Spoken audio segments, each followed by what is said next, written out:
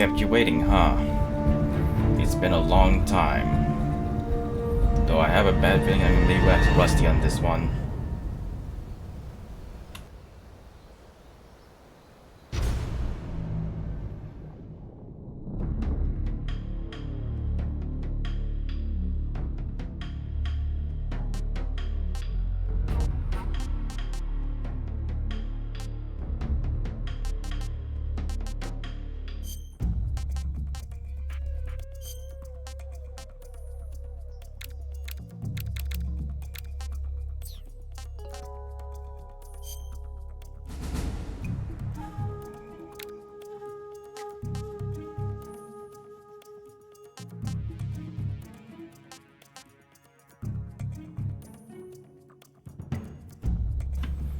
Yep, just as I remembered.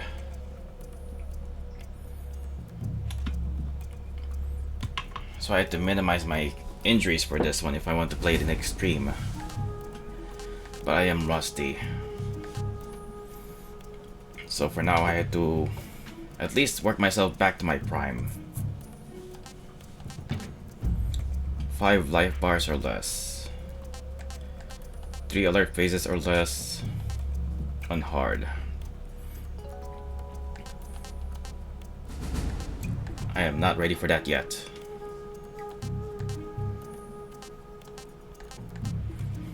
Beat the game in 5 hours or less.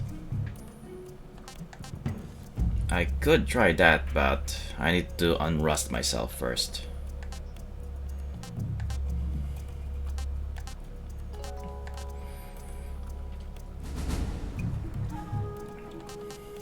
And at 0 kills, no less.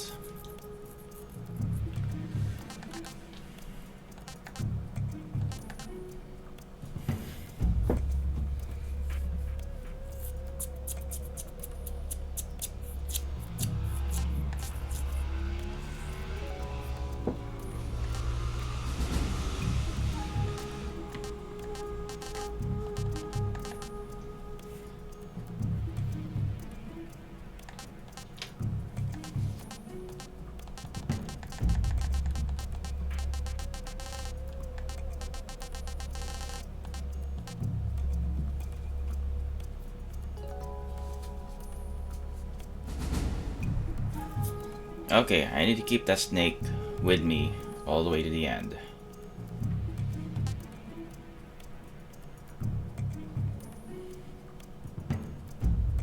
And then there's the easy gun.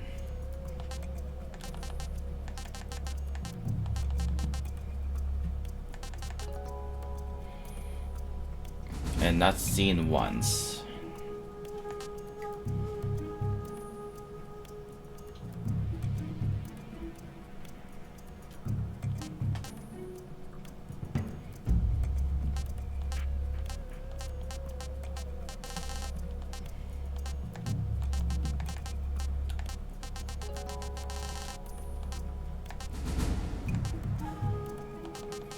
Though, come to think of it, I have forgotten where that snake in particular is found. Though I have caught it in the past.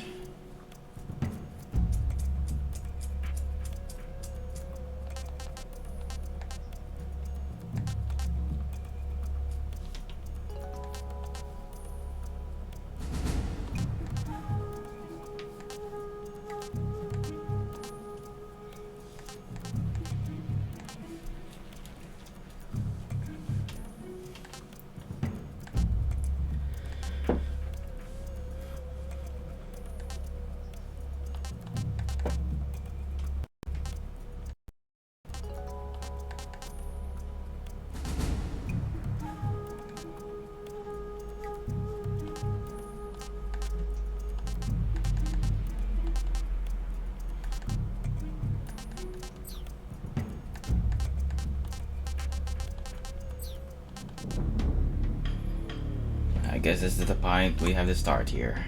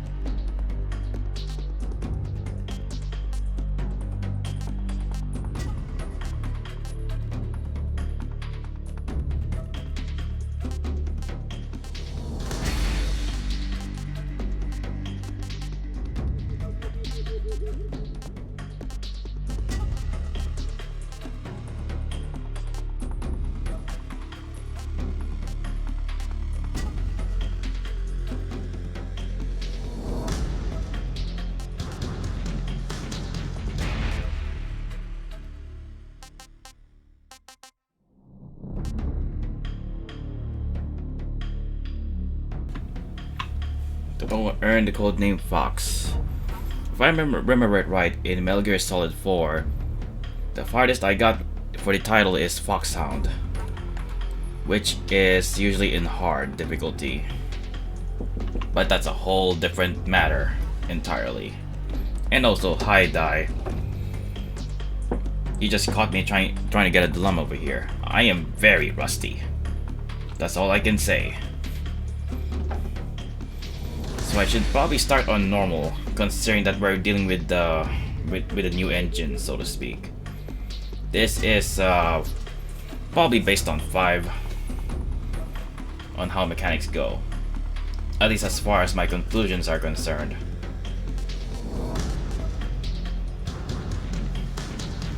But I can't believe that they actually moved Foxhound to extreme, mainly because Big Boss is Big Boss is not around at that time. But European extreme is a whole different matter. I am not ready for that.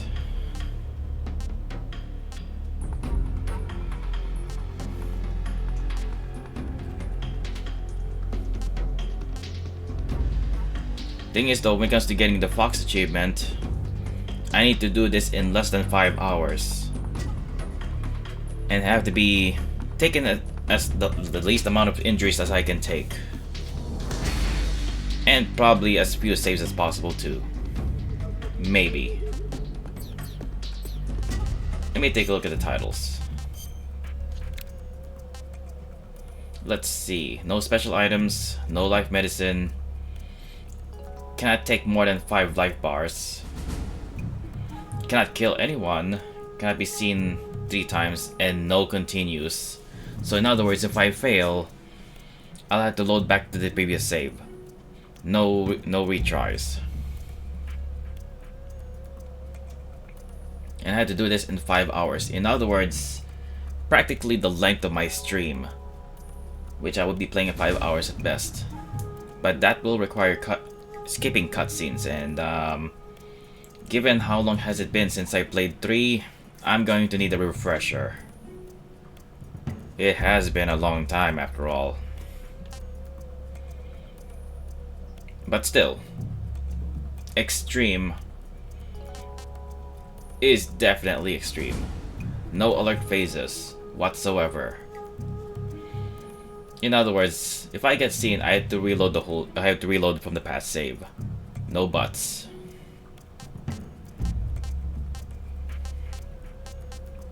But I am way past my prime.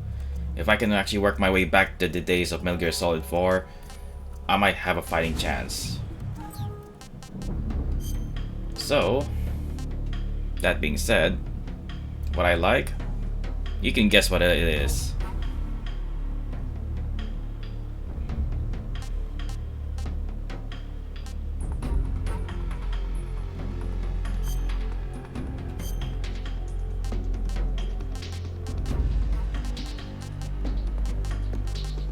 Oh, hey, Wolf.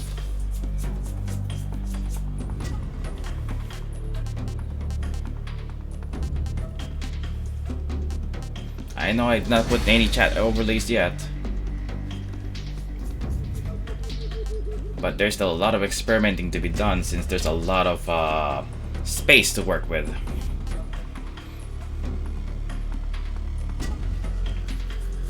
Probably could help me out on that one at that point one day, but not today. So I can only choose between normal and hard.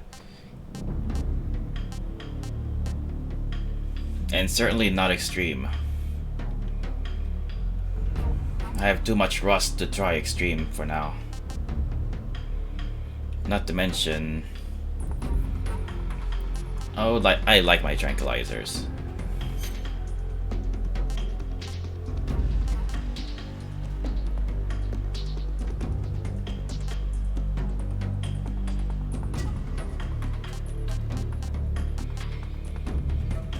And considering this is going to be the new control scheme, I might as well get the tips. But not all of it.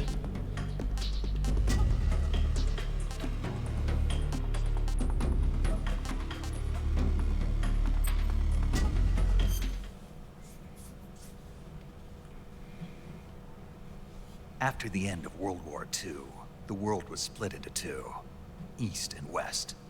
This marked the beginning of the era called the Cold War.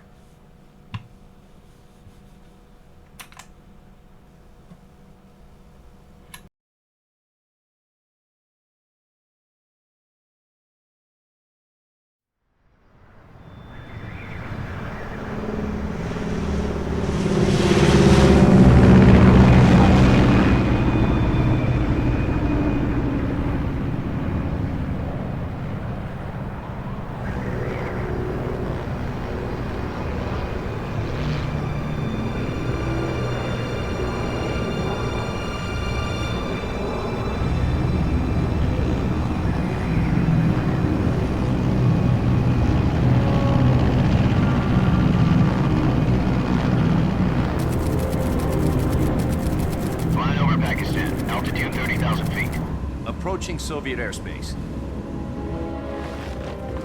20 minutes to drop off. Commencing internal depressurization. Equipment check. Arm main parachute. All right. You ready to go? Drop zone still showing a high pressure mass. Cav okay. Good. We've got high visibility.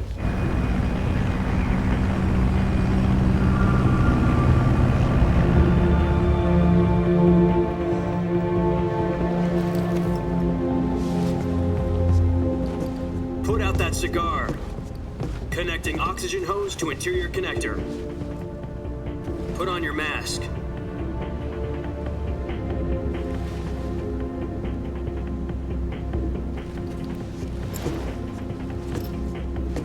Does this panty waste know what he's doing? Approaching release point. 10 minutes to drop off. Hey, are you deaf? He said put out the cigar and put on your mask.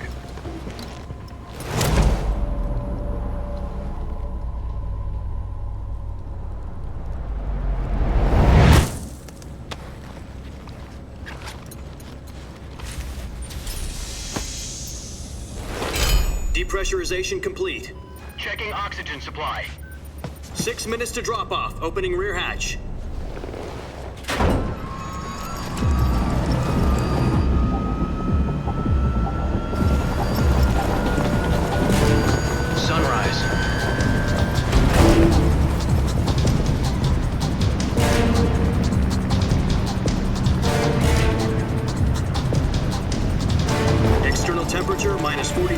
degrees Celsius. 2 minutes to drop off. Stand up. You'll be falling at 130 miles per hour. Try not to get frostbite from the wind chill. 1 minute to drop off. Move to the rear. Activate bailout bottle. This is one for the history books. The world's first halo jump. 10 seconds to drop off. Stand by. Status okay. All green. Prepare for drop-off. Countdown. 5, 4, 3, 2, 1. Spread your wings And fly. God be with you.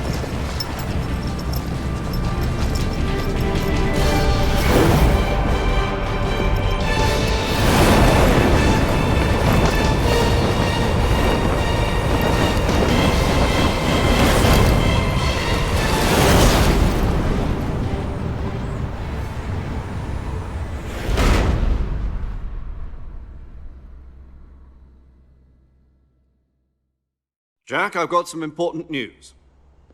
The head of the CIA has finally given us the green light for the virtuous mission. Virtual mission? No, the virtuous mission. The future of our Fox unit depends on it. If it succeeds, we'll be officially organized into a unit. Virtuous mission? Sounds like some kind of initiation ritual. You know, don't get cocky. This isn't a training op. Right.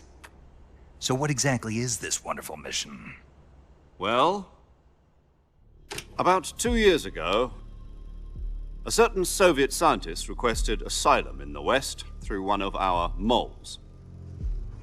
His name is Nikolai Stepanovich Sokolov.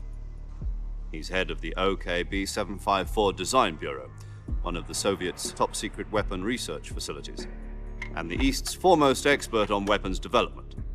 Sokolov? Isn't he that famous rocket scientist? The very same. On April the 12th, 1961, the Soviets achieved the first manned spaceflight in history. The Earth was blue, but there was no God. Well spoken. The rocket that carried Yuri Gagarin into orbit was the A-1, known as the Vostok rocket. Sokolov is said to be the man most responsible for the multi-engine cluster used in that rocket.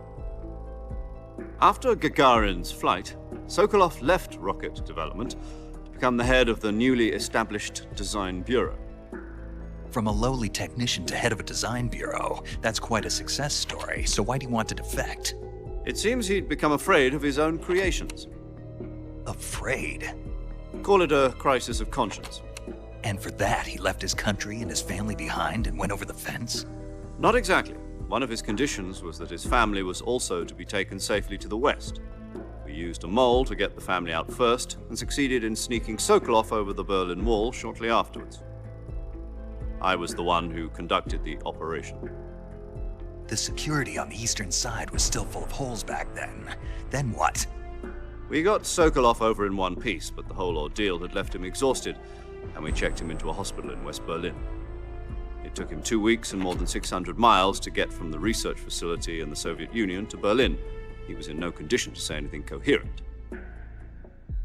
And it was only a week later that we had something much bigger on our hands. The Cuban Missile Crisis. October the 16th, 1962, President Kennedy received word that the Soviets were in the process of deploying intermediate-range ballistic missiles in Cuba. The President demanded that the Soviets dismantle and remove the missiles. At the same time, he announced a naval blockade to prevent further missile shipments from reaching Cuba. But the Soviets didn't back down, instead placing their armed forces on secondary alert. Soviet transport ships carrying missiles continued on course towards Cuba. US and Soviet forces went on alert for an all-out nuclear war. Frantic negotiations were conducted through the UN's Emergency Security Council and unofficial channels to end the hair-trigger standoff. Finally, on October the 28th, the Soviet Union agreed to remove its missiles from Cuba, and so the world avoided a nuclear holocaust. But in order to get the Soviets to pull their missiles out, we had to make a deal. You mean the one where the US agreed to remove its IRBMs from Turkey? No. The Jupiter IRBMs deployed in Turkey were obsolete, and we were going to get rid of them anyway. They had no strategic value whatsoever to either the US or the Russians. The Turkey deal was a ruse, a cover story that was fed to the other intelligence agencies around the world. So what did the Russians really want? Sokolov. They wanted us to return Sokolov. You mean the Soviets pulled out of Cuba just to get their hands on Sokolov? That's right. What the hell was he working on? At the time, we had no idea. We were running out of time. It was either give up Sokolov or risk full-scale nuclear war. In the end, we had no choice. President Kennedy gave in to Khrushchev's demand. The next day, I got Sokolov out of the hospital, handed him over to agents on the eastern side. Sokolov kept on screaming, "Save me," until he disappeared from my sight. Then, a month ago, we received some new information from one of our moles. About Sokolov? Yes. He was taken back to the research facility and forced to continue working on the weapon in question under KGB supervision. What's more, it's on the verge of completion. So what kind of weapon is it? Something to do with space rockets? No, missiles. Same technology. I guess you're right. We don't know the details, but it appears to be a new kind of nuclear device. For half a year now, the Soviets have been conducting frequent nuclear tests at Semipalatinsk. Something to do with the weapon, I assume. We're talking about a secret weapon so big that Khrushchev was ready to pull out of Cuba to get it back. Is Sokolov still in the facility? No, according to our intelligence, he's in Selinoyarsk, a place in the mountains about 3 miles to the west that's known as the Virgin Cliffs. The Virgin Cliffs. Nice name for a virtuous mission. They moved him there just recently. Why? Apparently, they're conducting a field test of the weapon, but it's our best chance to get him back. This mission would never have been possible if he was still in the research facility. This is our last chance. Sokolov must have known that too when he contacted us.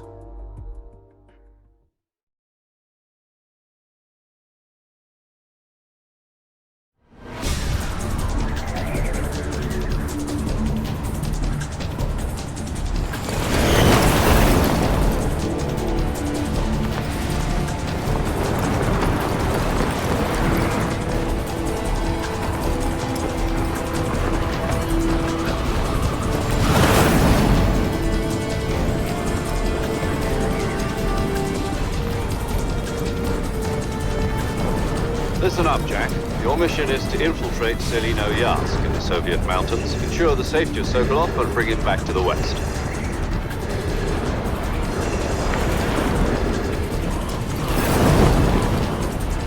If we don't get Sokolov back before that weapon is complete, we'll be facing a major crisis. The clock is ticking.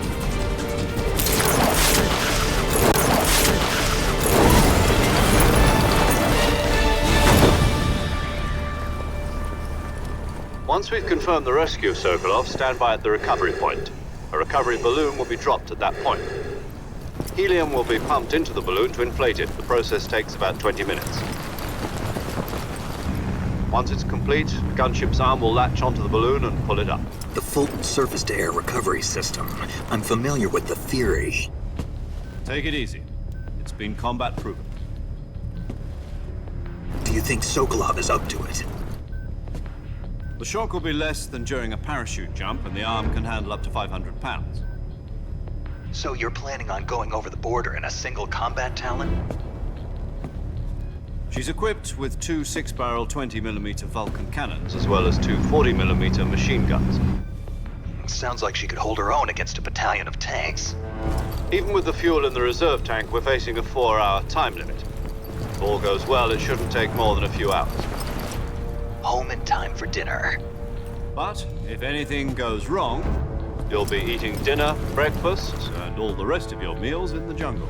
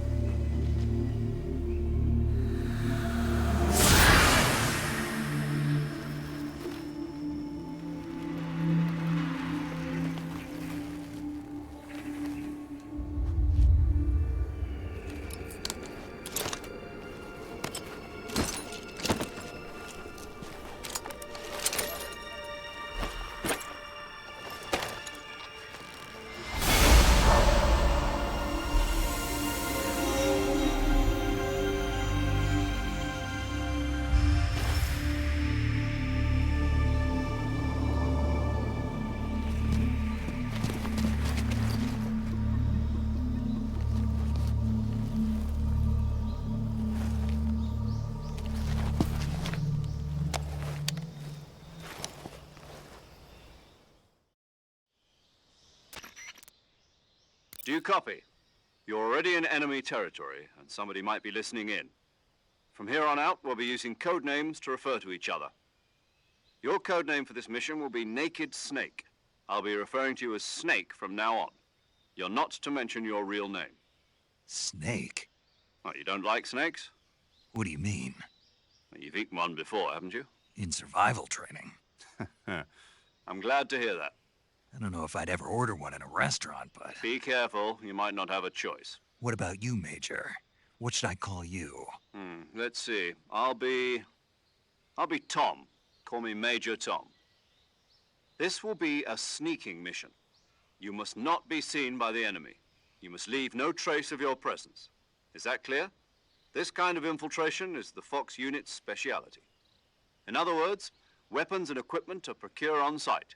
That goes for food as well. You're completely naked, just as your name implies. Great. Now I see why you asked me if I like snakes. I suppose calling me Snake was your idea of a joke, too. No, there's a good reason for that. I'll tell you later when the time is right. Gotcha.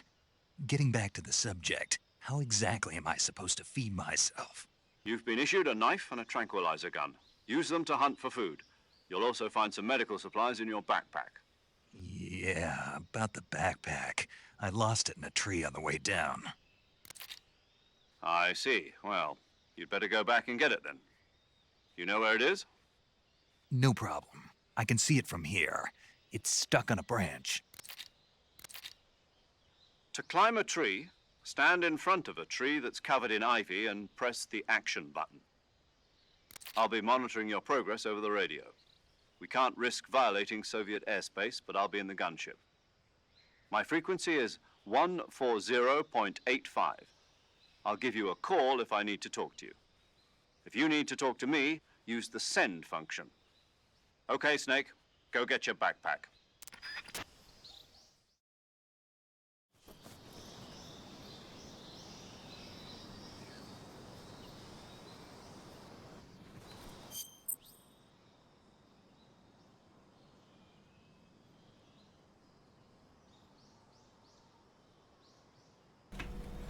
Okay then, probably I should turn on the subtitles for this then.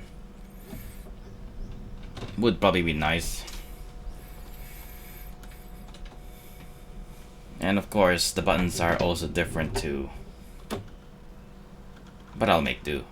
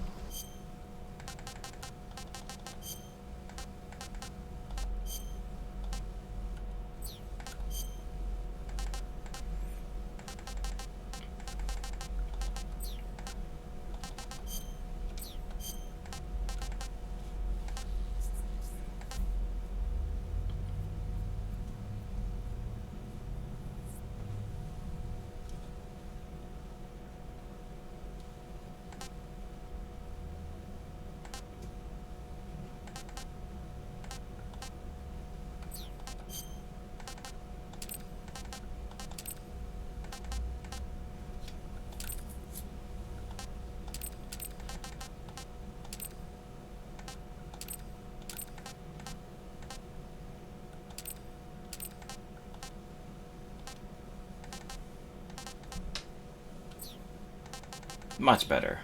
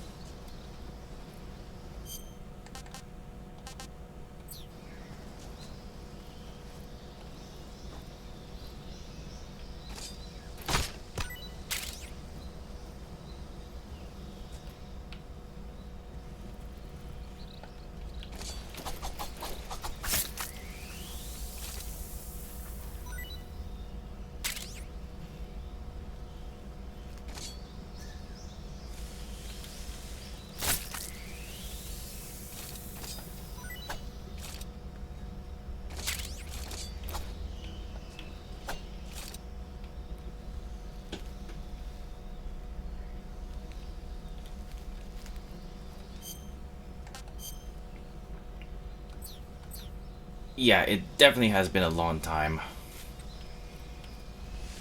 I definitely have gotten rusty.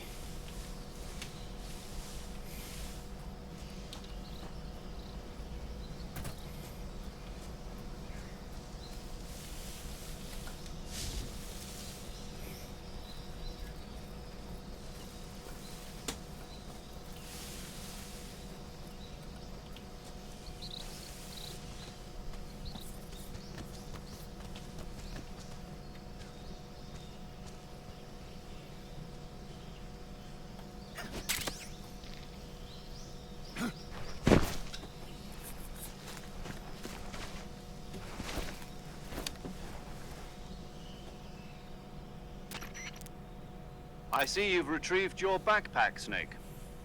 To equip a weapon, it's necessary to take it out of your backpack. In the survival viewer, choose Weapon from the backpack. Your available weapons will be displayed in a list on the screen. From that list, choose the weapon you want to equip and press the Enter button. For other equipped items, just do the same thing from Item. Got it. Use the survival viewer backpack. Yep, that's right. Survival is fundamental to this mission. After you've been out in the field for a while, your stamina will start to drop. If your stamina gets too low, it'll affect your performance. You won't be able to shoot accurately, for example, and your wounds won't heal as smoothly. Keep an eye on your stamina so you don't run out. To recover lost stamina, you can hunt for local flora and fauna. You can use either your tranquilizer gun or your knife to hunt. My only weapon is a Mark 22 Hush Puppy tranquilizer gun? That's right. It's been fitted with its own suppressor. However, the suppressor will deteriorate every time you fire. Once its durability reaches 0, the noise suppression effect will be gone. So don't get too trigger happy with it. The suppressor's durability is shown in the icon. Any weapons and equipment beyond what you're carrying now, you'll have to find as you go. I have to find my own weapons and equipment? Whose crazy idea was this anyway? Solo covert actions are standard Fox operating procedure. You can't leave any traces of your presence. No weapons, equipment, footprints, sweat, or bodily wastes. The same goes for bullets and cartridges, too.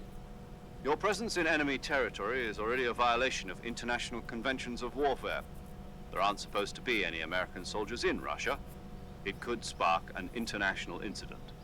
You can't let anyone see you. You can't let the enemy know you're there. This is a stealth mission. You're a ghost, Snake, in every sense of the word. And there'll be no rescue if you're captured. The military and US government will deny any involvement in the affair. Then I'll just have to take care of myself, huh? I'm afraid so. You've been given a fake death pill for that purpose. SIS guidelines stipulate that soldiers on covert ops like this one be issued a potassium cyanide capsule. Tape it to your body so you can take it when you need to. How generous of you. Use it if you're taken prisoner by the enemy. It'll send you into a state of false death for a short time. Fooling them into thinking that I'm really dead. So, how do I come back to life? Just take the revival pill. You mean that thing they put in my tooth before the mission? That's the one. But be careful. If you remain in a state of false death for too long, nothing will be able to bring you back. Remember that. I'll keep it in mind. You said this was a solo mission, right? Right. I guess that means I can't count on any reinforcements. Correct. The mission rests entirely in your hands. A real one-man army. Relax. There's a support team ready to back you up over the radio. Who? I'll introduce them to you. This time, survival is of utmost importance.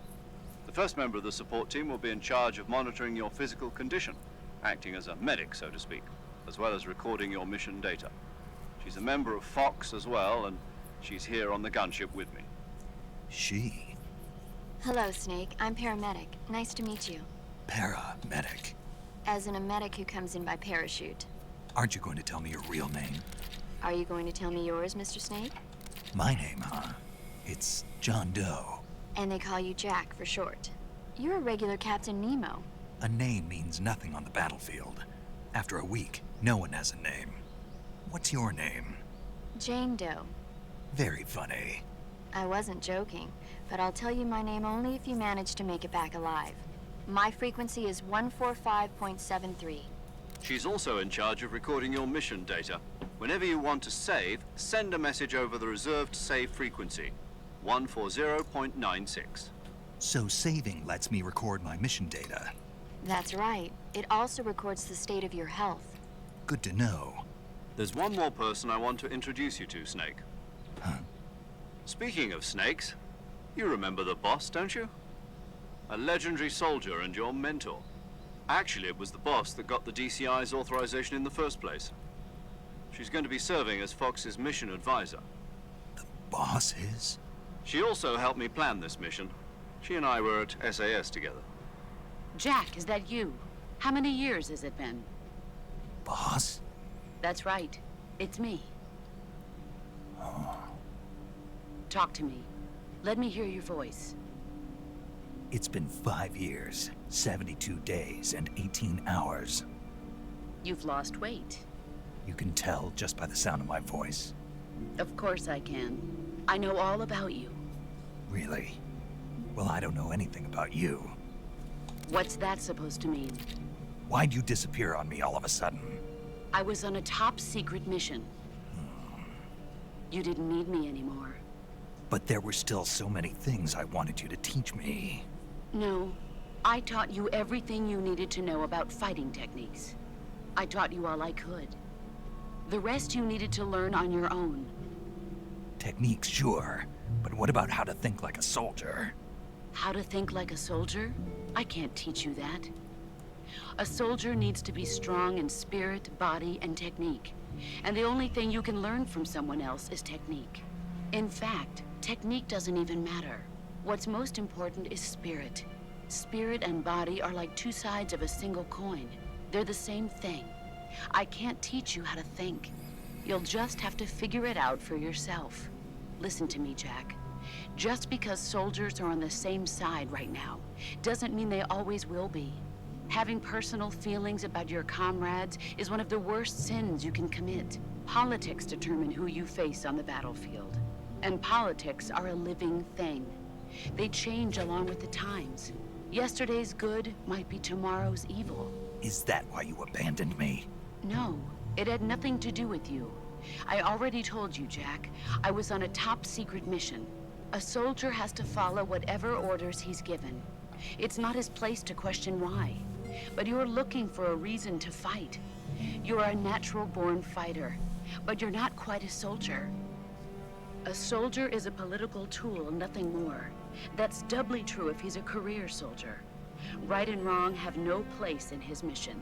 He has no enemies and no friends. Only the mission. You follow the orders you're given. That's what being a soldier is. I do whatever I have to get the job done. I don't think about politics. That's not the same thing. Sooner or later, your conscience is going to bother you. In the end, you have to choose whether you're going to live as a soldier or just another man with a gun. There's a saying in the Orient, loyalty to the end. Do you know what it means? Being patriotic. It means devoting yourself to your country. I follow the president and the top brass. I'm ready to die for them if necessary. The president and the top brass won't be there forever. Once their terms are up, others will take their place. I follow the will of the leader, no matter who's in charge. People aren't the ones who dictate the missions. Then who does? The times. People's values change over time, and so do the leaders of a country. So there's no such thing as an enemy in absolute terms. The enemies we fight are only enemies in relative terms, constantly changing with the times. As long as we have loyalty to the end, there's no point in believing in anything, even in those we love. And that's the way a soldier's supposed to think? The only thing we can believe in with absolute certainty is the mission, Jack. All right, but do me a favor. What is it? Call me Snake. Snake. Oh, right. Your codename is Snake. It suits you well. That's right. The legendary unit that the boss put together during World War II was a snake. The Cobra unit, a group of heroes that brought the war to an end and saved the world. As long as you've got a legendary hero backing you up, you'll be fine. Isn't that right, Snake? Yeah. I can't think of anyone else I'd rather have with me. Oh, and one more thing, boss. Yes? It's good to hear your voice again. Same here. After all, who knows if either of us will make it out alive? Snake, you are always best at urban warfare and infiltrating buildings. But this is the jungle. Survival is going to be key. Those CQC techniques I taught you are sure to come in handy. CQC? Close quarters combat, huh? I've been in the Green Berets for the past few years. I'm probably pretty rusty. Not to worry. I'll be here to help you remember. After all, this is your first actual survival mission. I'll be supporting you over the radio. Where are you, boss? Next to the Major? The boss is communicating with us by radio from aboard a Permit-class submarine in the Arctic Ocean. My frequency is 141.80. Call me if you need my advice on battle techniques. Gotcha. Your mission is to retrieve Dr. Sokolov. Dr. Sokolov is being held in an abandoned factory located to the north of your current position. Avoid heavy combat and don't let anyone see you. Don't forget that this is a stealth mission. Snake, try to remember some of the basics of CQC.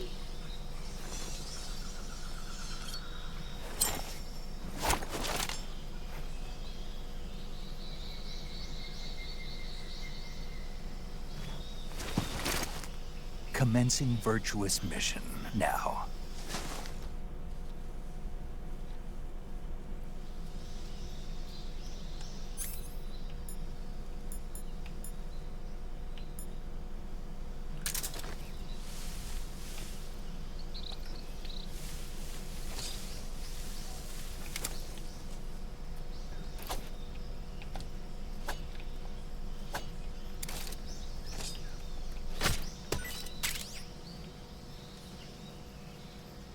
I should probably check. Oh, wait a second.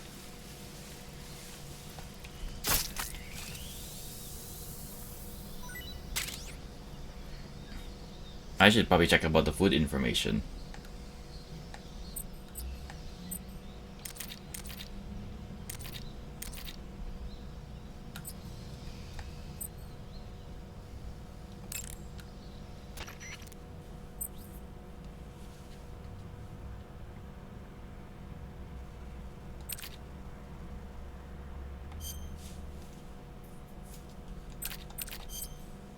I see you've captured a giant anaconda. The giant anaconda is believed to be the largest snake in the world in terms of weight and diameter. It's not poisonous, but its large size makes it extremely powerful. They say it even eats crocodiles. Its only natural predator is man. And snake. And snake. The giant anaconda is a very large snake, but you should be able to capture it alive using the tranquilizer gun. Got it. So how does it taste? I knew you were going to ask me that. I'm glad I didn't disappoint you. So? Well, the guide says it tastes all right. Good. I'll have to try some. I see you caught yourself a reticulated python. The reticulated python is said to be the longest snake in the world. The biggest ones can grow up to 10 meters in length. Although they're not poisonous, they're still very dangerous, so be careful around them. They have a highly ferocious temperament, and they can swallow whole, even large animals like deer and pigs. Their most distinguishing feature is the mesh pattern of their scales. This pattern acts as a highly effective natural camouflage. If you think there might be a reticulated python about, pay close attention to your surroundings. Otherwise, you could get bitten before you even know it's there. It's a huge snake, but you should be able to capture it alive by using the tranquilizer gun. I'll bet if you capture one and throw it at an enemy, it'll give him a good scare. Right. But how do they taste? Huh? Do they taste good? You're actually going to eat one. Why else would I be asking? Cannibal. What was that? Nothing. Let's see what the guide says. Ah, you're in luck. It says they taste pretty good. Good. I can hardly wait. I see you found some Russian oyster mushrooms. The Russian oyster mushroom is an edible variety that belongs to the shimeji family. It's known to be particularly rich in vitamin B1 and niacin. Apparently, it's usually found growing on tree stumps and hollow logs, so look there if you want to eat some. I see you found some Siberian inkcap mushrooms. The Siberian inkcap is a mushroom from the inkcap family. Its life cycle is transitory, As soon as the spores mature, the cap starts to turn black, liquefy, and melt away. And that's why they call it an ink cap? That's right. It doesn't really turn to liquid, but you get the idea. In its immature state, before it melts away, it's valued as a source of food. Just be sure not to eat them while you're drinking alcohol. Why's that? Ink caps contain coprin, which inhibits the function of aldehyde dehydrogenase. This prevents the body from breaking down alcohol, causing a buildup of acetaldehyde. Meaning? Meaning it will give you the hangover from hell. Oh, wait a minute. What? You think I'd drink alcohol in the middle of a mission? Wouldn't you? Hell no. Well, I'm knocking a shot back now. What? Just teasing you. Oh, come on. Where's your sense of humor? I need a drink. Snake, that area is inhabited by magpies. Magpies are members of the crow family. They're distinguishable by their beautiful dark blue and white bodies and their long tails. Their favorite food is insects, but they'll also eat small fish, acorns, and fruit. They're omnivores, which means... They'll eat anything. Right, just like you, huh? If you use the tranquilizer gun, you should be able to capture magpies alive. Okay, so how do they taste? You always ask me that. Naturally. So? I've never heard of anybody actually eating a magpie, but I suppose there's no reason you couldn't. You don't say. Oh.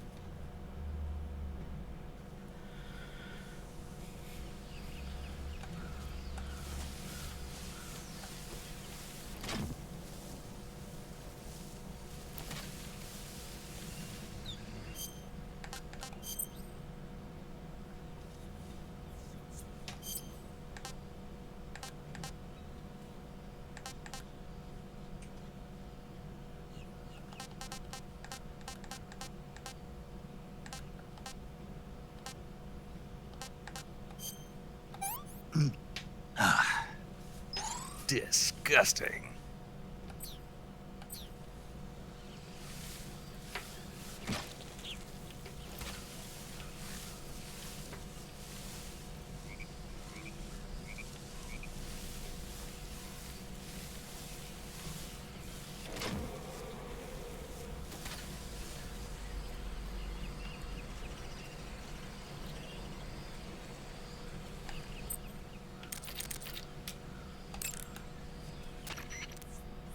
Snake, be careful of that swamp.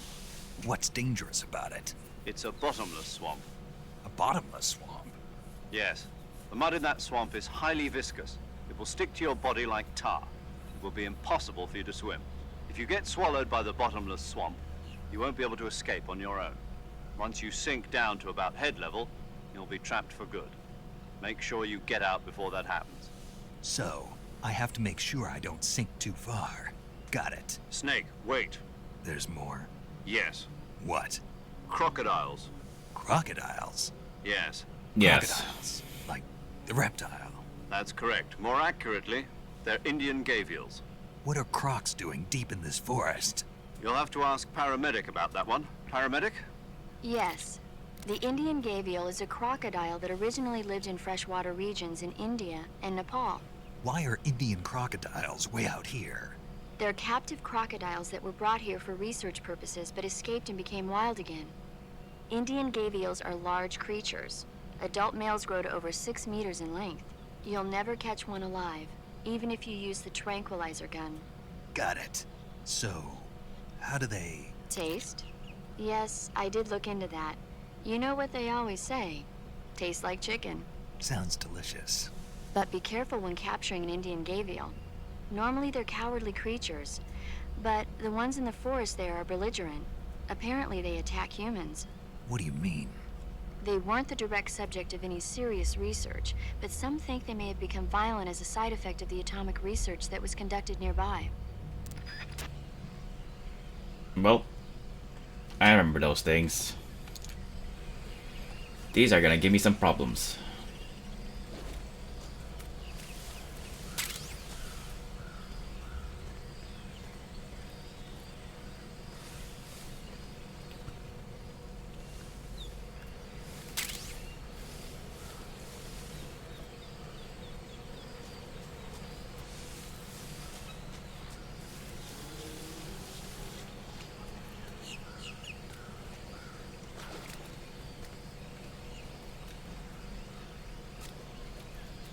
Actually, how did I do this before?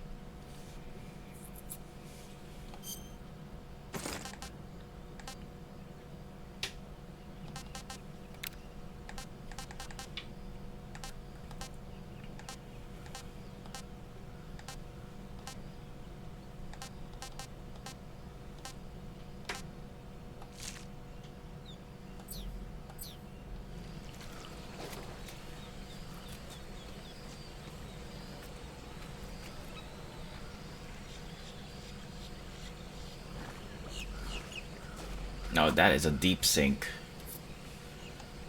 Will I be able to get away with just grenades on these? I can't use this on people.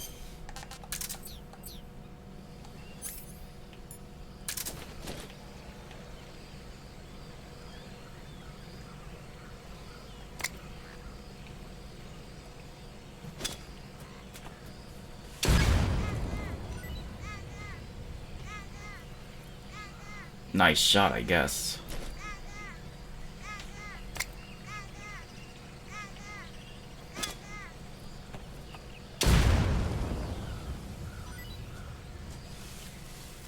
It takes 2 full grenade hits.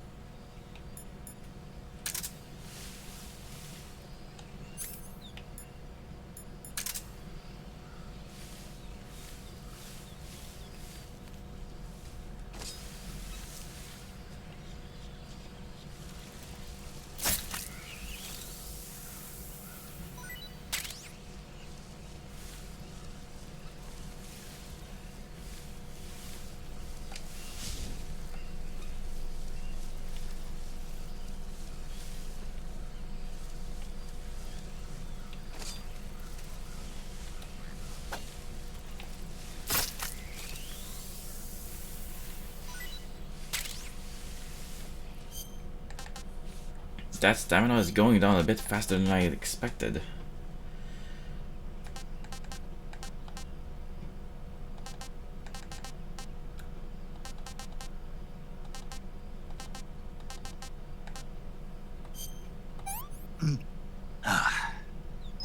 Sick.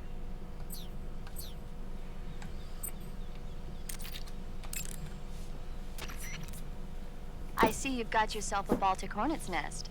Baltic hornets are a variety of hornets that inhabit that area. The difference between them and other hornets is that they produce honey in their nests. Inside the nest are larvae, pupa, and adults. You can eat them all. In particular, the honey you find inside the nest is delicious and full of nutrients. It's easy to digest and helps pep you up when you're feeling tired. In short, it's the perfect survival food. Honey can also be used as a burn ointment. When honey is applied to a burn, it creates a protective coating over the skin. When you knock down a hornet's nest, a burn ointment will appear along with it, so don't forget to pick it up. Of course, the hornets aren't going to give up their nest without a fight. If you knock a nest down, a large swarm of hornets will come flying out, so be careful.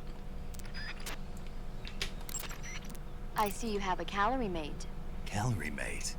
The thing you're holding now? Oh, the little block that looks like a cookie? Try it, it's pretty good. Okay. But what is this thing? Never seen anything like it. Calorie Mate is an energy supplement that contains all the proteins, lipids, vitamins, carbohydrates, and minerals needed for a balanced diet. It's a well-balanced food. Because of that, it's just perfect for giving your body the nutrition it needs in combat. It sounds like a space-age food. Real astronaut food is not very good, but that should taste fine. Yeah, and it'll help balance out all this jungle food I'm eating. It's easy and quick to eat, so it's perfect when you're running late for an important mission in the morning. I've never been late for a mission. Really? Aren't you always keeping people waiting? What? Furthermore, one of Calorie Mate's biggest advantages is that they are all exactly the same portion size. So no matter how you eat it, you always get the same nutrients, flavor, and calories. Each Calorie Mate has a set number of calories, so it's easy to keep track of your calorie intake. All of the geisha girls in Japan use Calorie Mate for watching their calories. I see. You seem to know a lot about Japan, don't you? Yes, I love Japan. Snake, that area should be inhabited by tree frogs. The tree frog is a green frog that's found throughout Asia. It's arboreal, spending most of its time in shrubs and bushes. Use the tranquilizer gun to catch one alive. I bet you could scare an enemy good if you toss one at him. But the tree frogs that live in that jungle are a lot bigger than ordinary tree frogs. They've got an appetite, huh? You've got a one-track mind, don't you? But seriously, that is one theory. However, there are people who think it's a mutation caused by nuclear testing and waste from the research facility. Do you think they're safe to eat? Is that all you ever think about? What else is there? Lots. Like what? Like why a frog would get so big in the first place. Whether it's a temporary phenomenon created by a unique environment, or a permanent mark of evolution, or a product of the toxic waste coming out of the research facility. If it is the waste that's causing it, then it means humans are interfering with the ecosystem. It really makes you think about the changing relationship between... This isn't interesting. Oh, fine. Be that way. So, how about it? You mean, is it edible? Yeah. Well, I guess it's probably okay. Probably. I don't know. The guide doesn't say anything. Pretty useless guide, if you ask me. Well, try one for dinner and you can help improve it.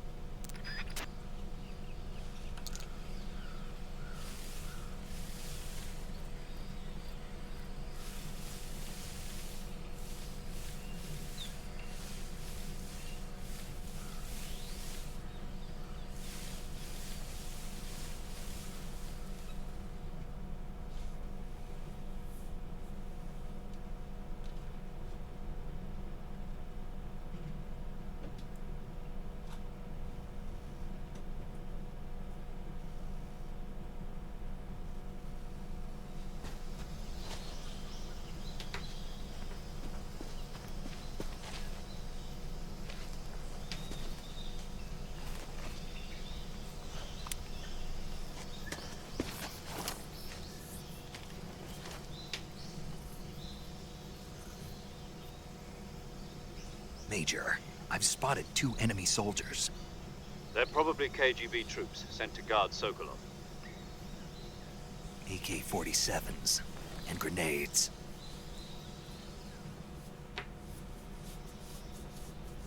Snake, your presence in Soviet territory is already a violation of international law. We can't let the Kremlin find out that the CIA and the American government are involved. Contact with the enemy is strictly prohibited. Don't engage them in battle either. This is a stealth mission. Got that? The Major is right. The point of this mission is to sneak through the jungle without being seen. The success of the mission depends on how well you use your camouflage. Change your camouflage by selecting Camouflage from the Survival Viewer. The Uniform option lets you pick your uniform, while the Face option lets you change your face paint. Choosing camouflage that blends in with your surroundings will help you conceal yourself more effectively. Also, don't forget that anything that moves will stand out in the jungle. If you just stand up and run around like an idiot, you're bound to be spotted. But if you crawl instead, you should be able to sneak by without being noticed. You can see how effective your camouflage is by looking at the Camo Index. The Camo Index shows how well your current camouflage blends in with the surrounding area. The higher the value, the harder you are to spot, and vice versa. The key is to make yourself one with nature. Keep that in mind as you go along, okay?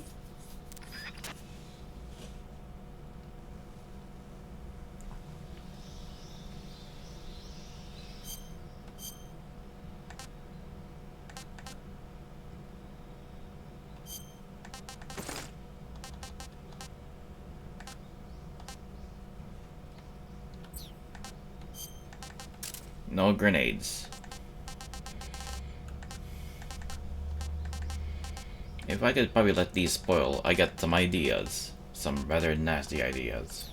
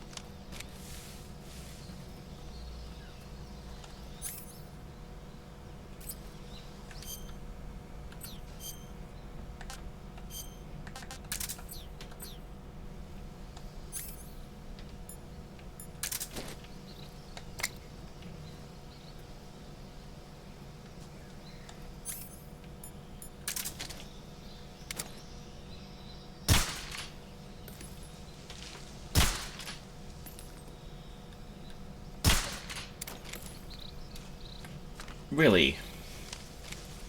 Aim is that bad?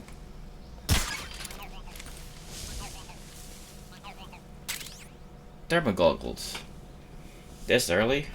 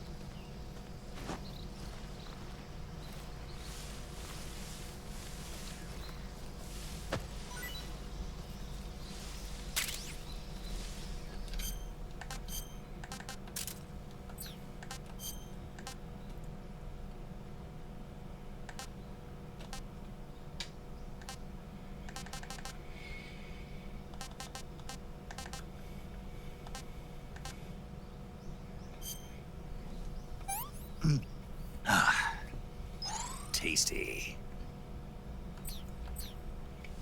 Indeed.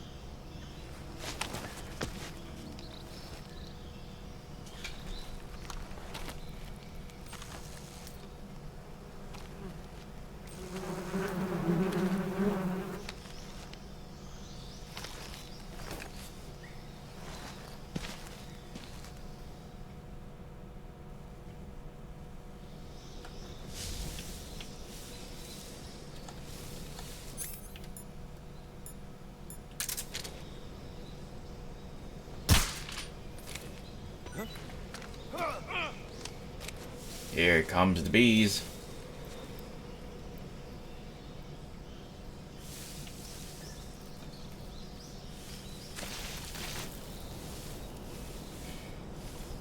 Yeah, watch them run.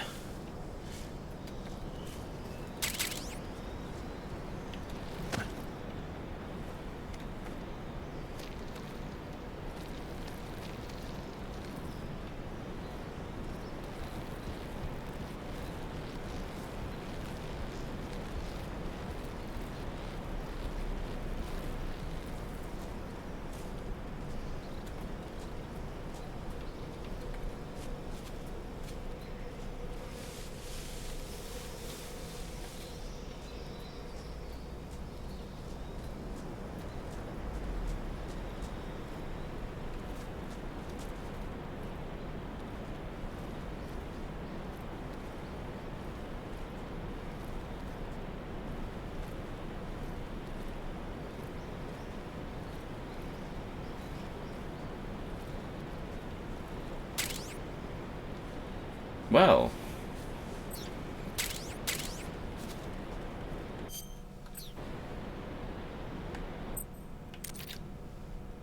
This is worth saving. Saving the game, Snake? Hey, Snake, you ever heard of Godzilla, King of Monsters? No, what is it? It's a movie. You haven't seen it? Nope. It's about this monster called Godzilla, who grows to an enormous size in a nuclear test and goes on a rampage in Tokyo. Nuclear test, huh? Then the Marshall Islands must be crawling with giant monsters right about now. It's just make-believe. Maybe that's why my pants have been so tight lately. Snake, it's a movie, not a report out of Los Alamos. I know. So then what happened? Godzilla is immune to all weapons, and humanity has no way to stop the monster. Dr. Shirazawa develops a new type of weapon, but meanwhile Godzilla is getting closer and closer to Tokyo, obliterating everything in his path. It was originally a Japanese movie, but they made an American version too. I recommend seeing the original Japanese one if you ever get the chance. It's mostly mindless fun, but it's also got a serious anti-nuke message as well. Where can I see the original? You'll just have to go to Japan. Really? That's too bad. If you wait 40 years, you might be able to see it in America too. It might even win awards all across the globe in 60 years. Why's that? 2024 will be Godzilla's 70th birthday. You think they're still going to be making Godzilla movies then? Of course. Everybody loves Godzilla. You sure know a lot about movies. I don't suppose you're the movie-watching type, are you? Not really. Okay, then I'll tell you everything I know. When the going gets tough, movies can save your life. It's always good to be able to look at things from a different perspective when you get in a jam. That's the magic of movies. No kidding. Well, I guess it might at least make a nice distraction. That's the spirit, Snake. Have a little fun.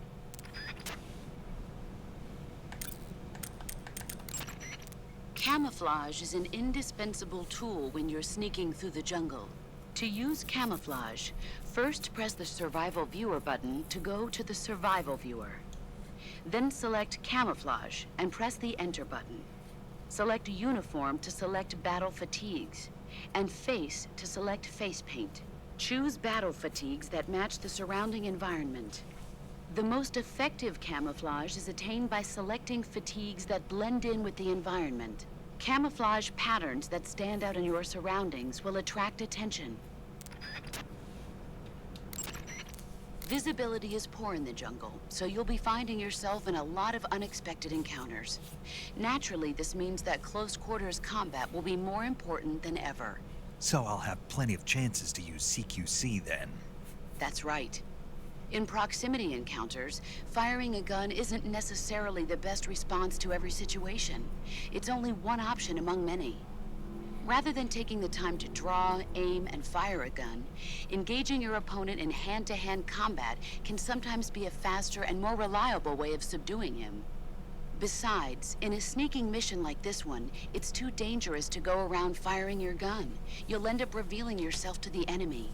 Yeah, I know. You created CQC to deal with exactly this type of situation. With your help, of course.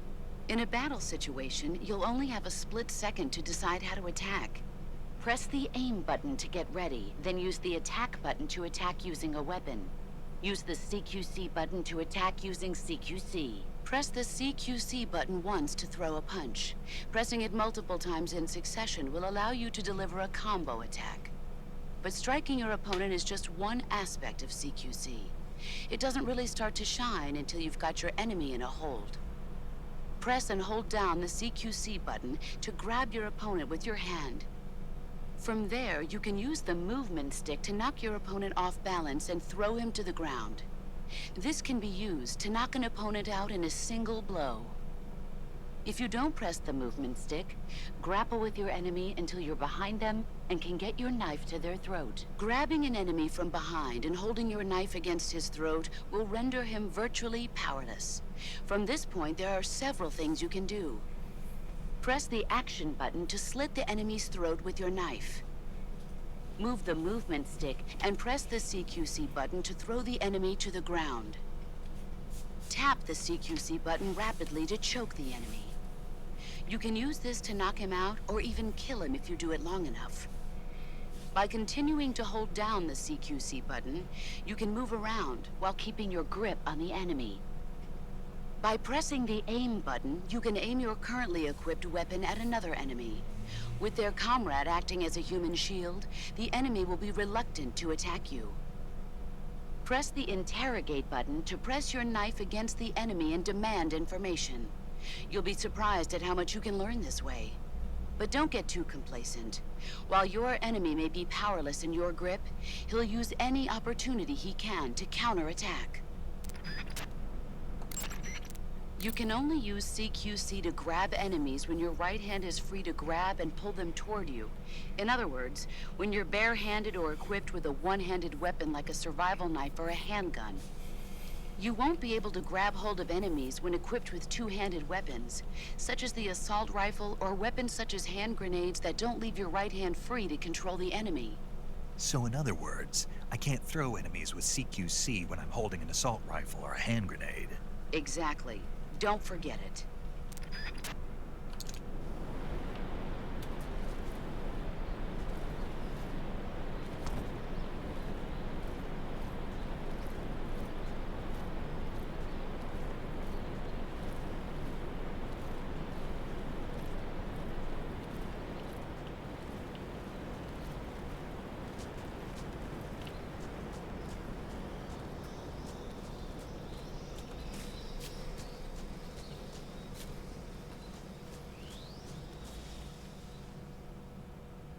Oh, that's just funny.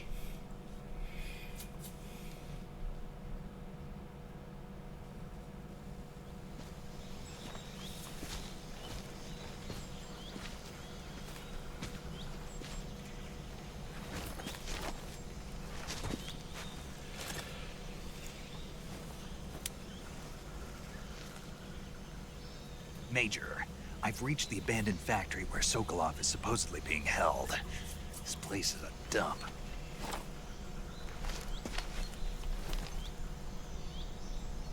I can't see Sokolov from here. Security is pretty tight. There are sentries posted around the perimeter. I wonder how many are inside.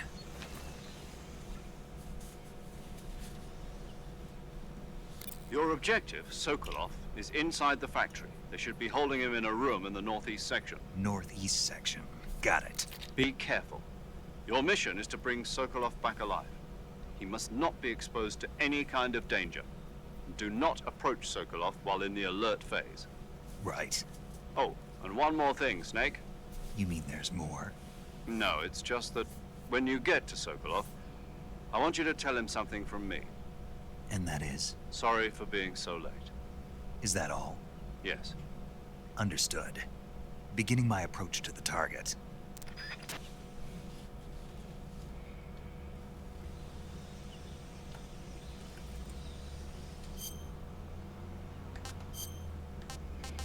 Now, where are the binoculars?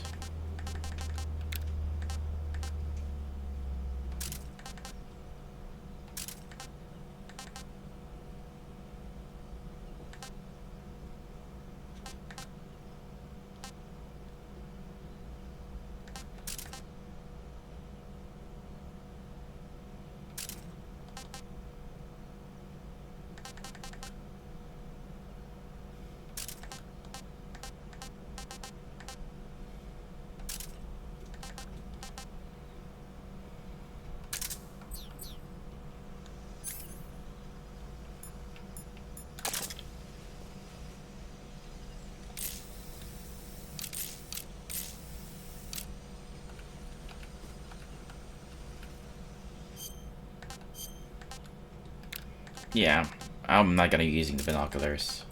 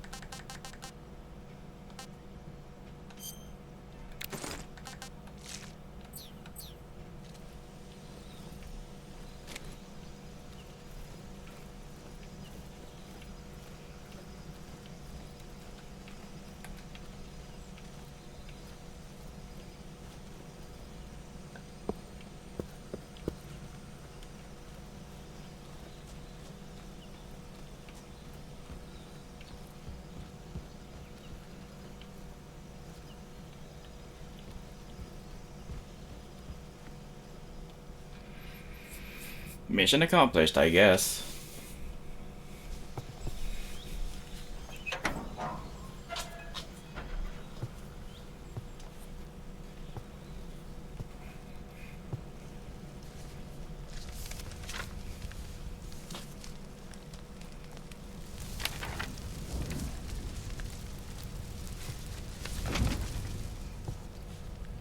You must be Sokolov. Are you one of Volgin's men? You'll never get it from me. No. I'm a CIA agent. I've come to escort you back to the other side of the Iron Curtain. You're CIA? Yeah. I was sent by Major Zero, the man who got you out 2 years ago. Zero? I have a message from him. What is it? He said to tell you sorry for being so late. Did he now? What does it mean? It means he's a man of his word. But we've got no time for this. You have to get me out of here before they arrive. Who's they? Colonel Volgin of Groove. You in the West know him as Thunderbolt. Thunderbolt? Never heard of him. He's a member of the Army's extremist faction, a man who seeks to seize control of the motherland. Ever since the Cuban Missile Crisis 2 years ago, Khrushchev has been pursuing a policy of peaceful coexistence with the West. Despite resistance and criticism from hawks in the Army and the provincial authorities, Khrushchev has managed to suppress the opposition, so far. But the failure of his agricultural policies has put him in a precarious position. And on top of that, the tragedy last November. President Kennedy's assassination. Precisely. In a sense, Khrushchev has lost his biggest partner, and his power base is rapidly crumbling away. A certain group is plotting to use this opportunity to seize power by rallying the anti-government forces, overthrowing Khrushchev, and installing Brezhnev and Kosygin in his place. The mastermind behind this plot is Colonel Volgin of the Groove. He has control over another secret weapons research facility much like this one, OKB-812, known as the Granin Design Bureau, and is using it to further his plans. But that is not enough to satisfy him. Now he's plotting to seize the secret weapon I have been developing here and use it as leverage in his bid for power.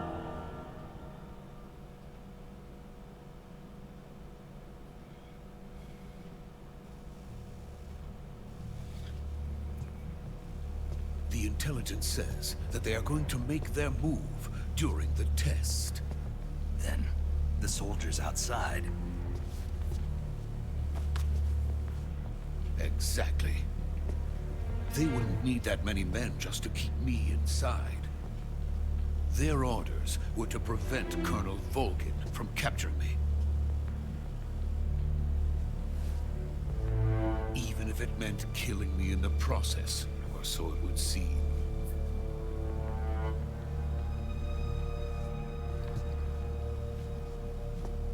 Volgin will come. I'm sure of it. You must get me out of here before then. Leave it to me. By the way, your Russian is superb. Where did you learn to speak it? From my mentor. Is that so? America is truly a frightening country. Having second thoughts. No. I have no love for this place. Let's go.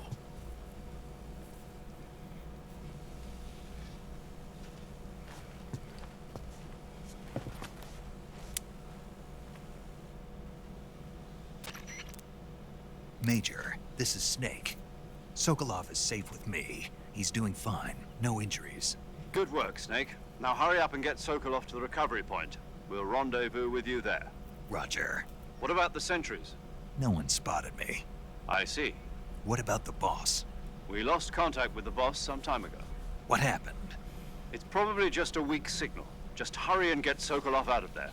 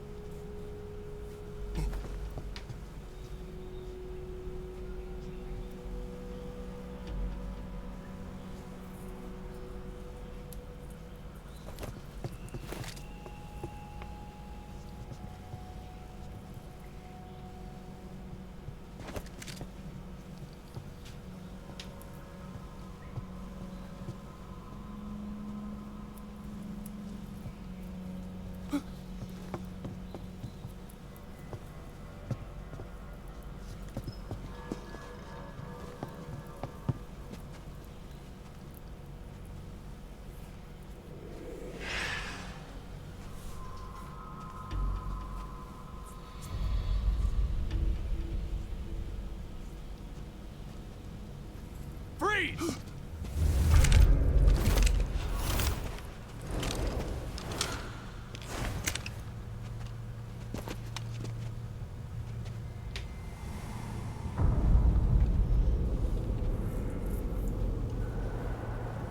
So this is the legendary boss. Huh?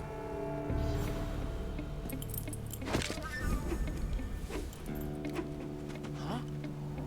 We meet at last.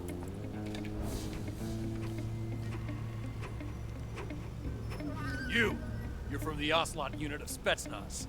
Huh. What's a crew soldier doing here? Soldier?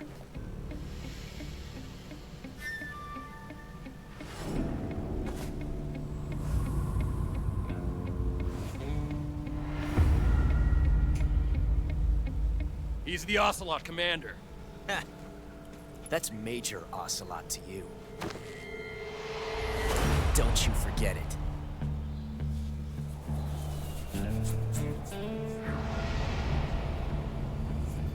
Sokolov is ours. Now get out of here. And Ocelot never lets his prey escape. What?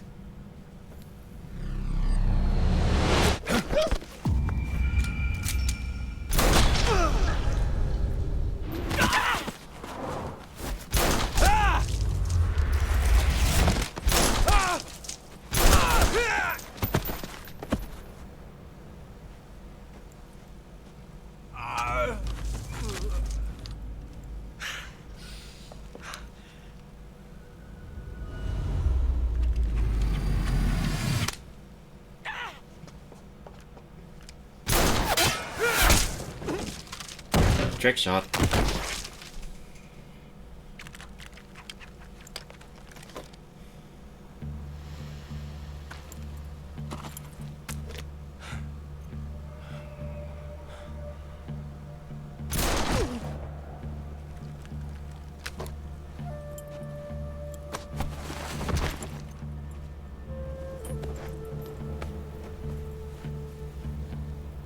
I can't say it feels good to kill a comrade, even if it is for the crew.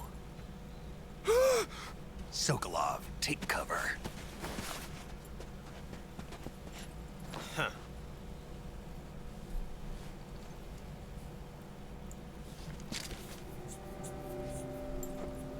Huh.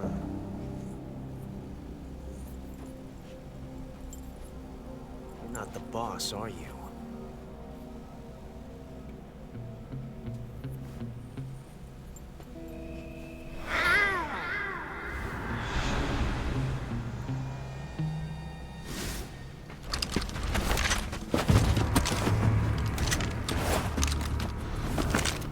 Crew operatives! What is that stance? Huh. That gun.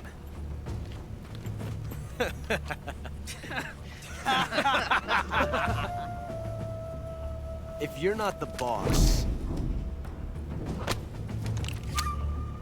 then die.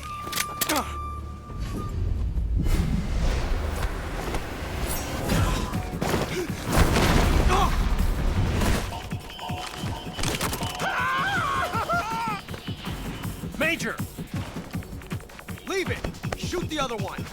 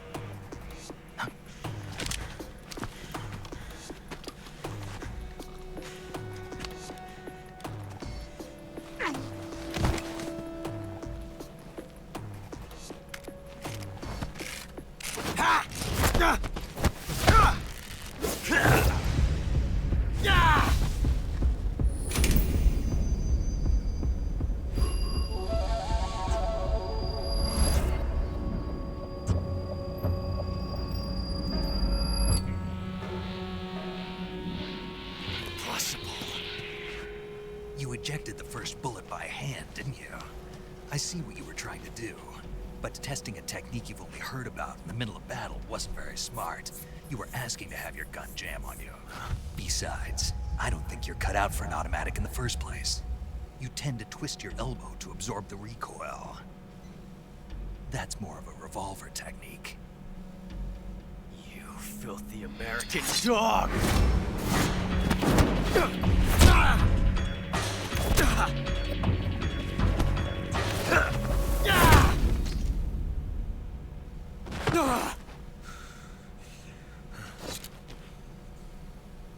But that was some fancy shooting. You're pretty good. Pretty good.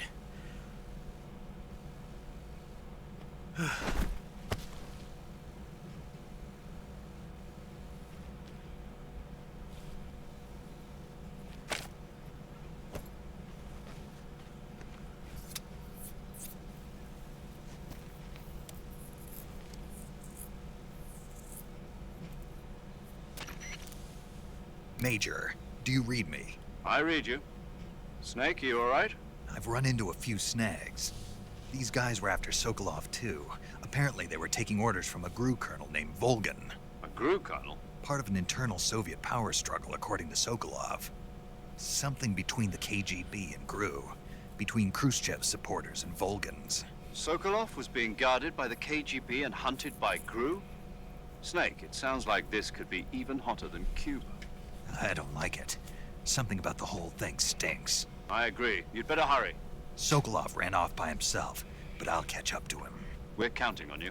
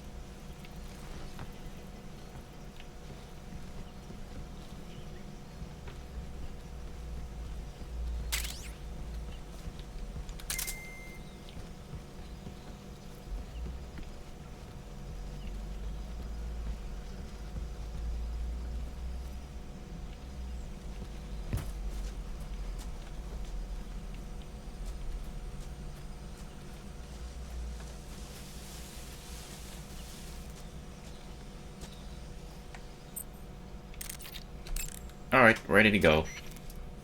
Snake, stay alert. The KGB and GRU both have their sights set on Sokolov. GRU is a military espionage outfit, the intelligence wing of the Soviet Defense Ministry's General Staff Office. It competes with the KGB, which is under the Ministry of Internal Affairs, and the two are always watching each other. Never let the left hand know what the right hand is doing. Exactly. Now, added to that rivalry, there's a vicious power struggle going on between the Khrushchev faction and the anti-Khrushchev faction. So Khrushchev is using the KGB, and Volgan and the anti-Khrushchev forces are using the GRU? That's the idea. The two factions are fighting over Sokolov. We're in an extremely dangerous situation here. Yeah, I'm aware of that. Get Sokolov out of there safely. He must not be turned over to the KGB or to the GRU. Sokolov took off in the direction of the rope bridge. Get after him. Hurry!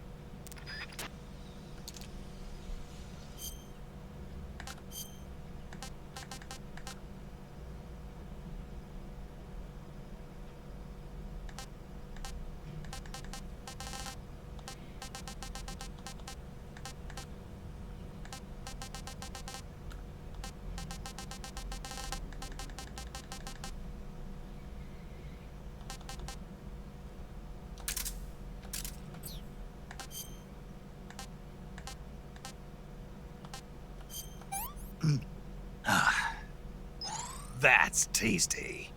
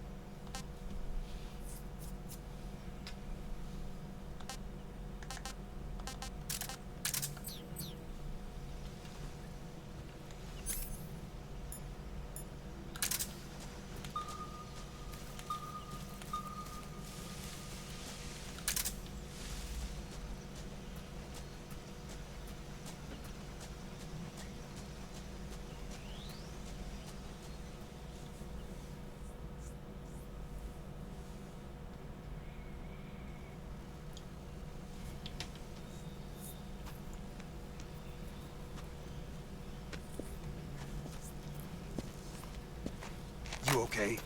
Those men were from the Ocelot unit. Spetsnaz? Yes. The best crew has to offer.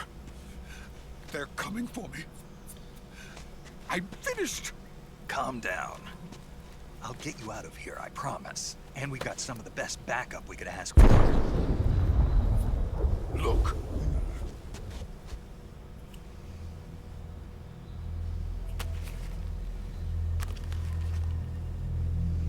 That's what they were making you build. Yes. The Shagohod. The dreaded behemoth. A tank capable of launching nuclear IRBM. It can launch nuclear missiles from that kind of terrain. Oh, yes. And without support from friendly units. A nuclear-equipped tank capable of operating solo.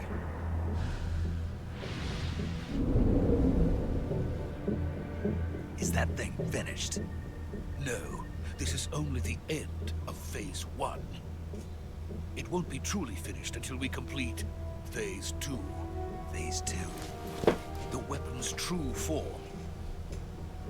If it is completed and the Colonel gets his hands on it, it will mean the end of the Cold War. The end of the Cold War? Yes.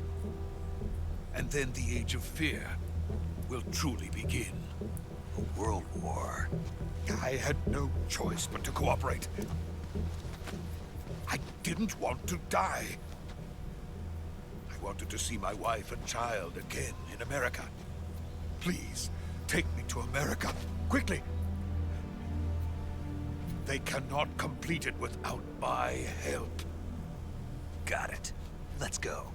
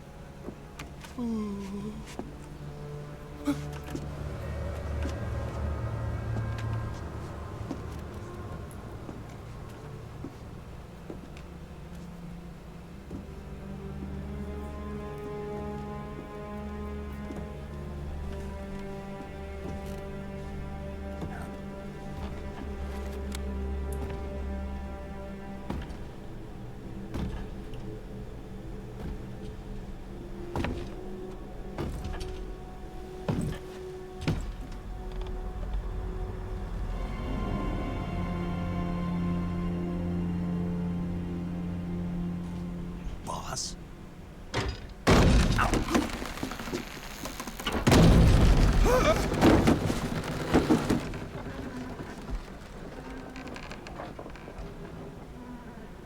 Good work, Jack. What are you doing here? Sokolov comes with me.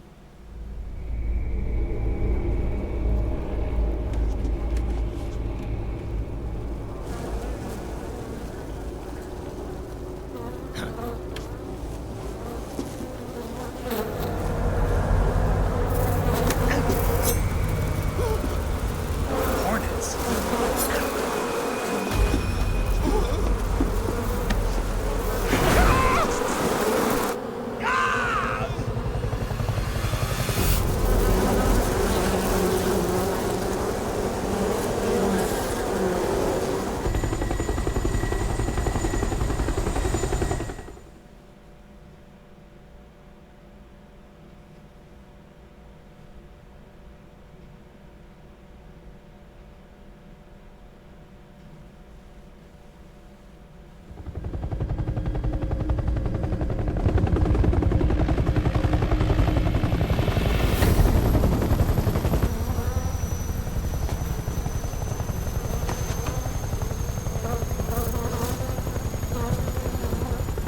My friends, let us fight together again. I have waited long for this day. We will fight with you once more. Welcome back, boss. Now that all 5 of us are together, it's time we go to the depths of hell itself.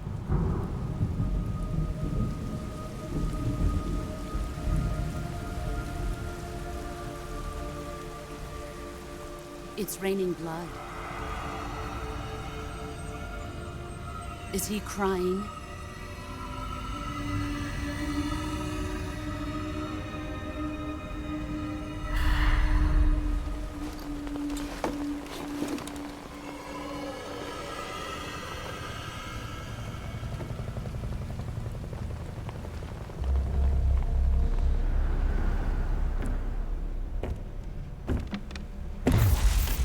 Kuwabara, Kuwabara.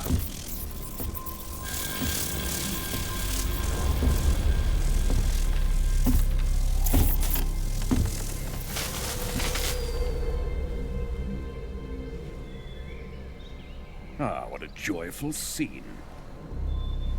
Colonel Vogan. Welcome to my country. And to my unit.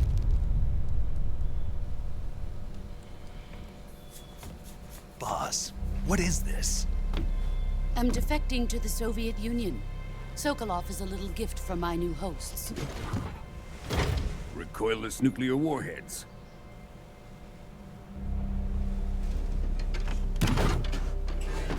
These will make a fine gift for me. This can't be happening. Who is he? Another one of your disciples? Are we taking him with us? No, this one is still just a child. Too pure for us Cobras. He has not yet found an emotion to carry into battle. What are you talking about? Think you can pull the trigger?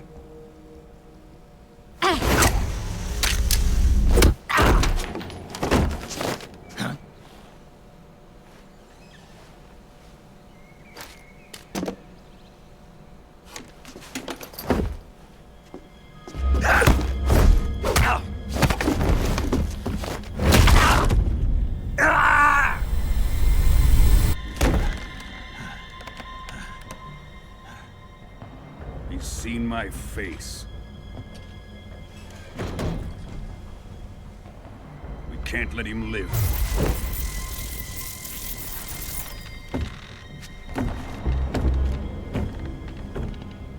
If Khrushchev finds out about this, we're finished.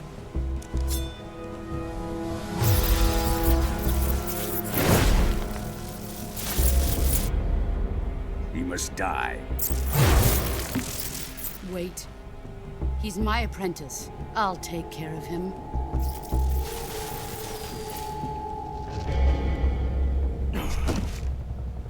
Jack, you can't come with us.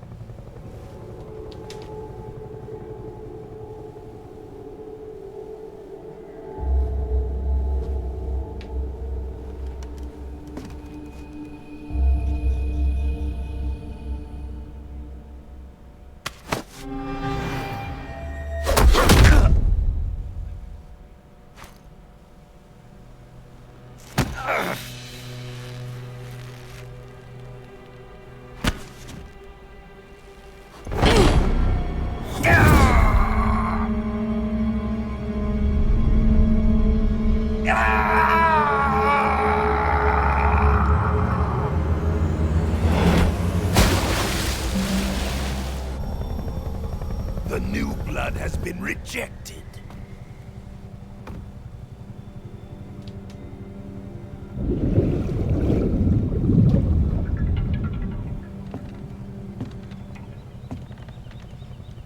Are we done here?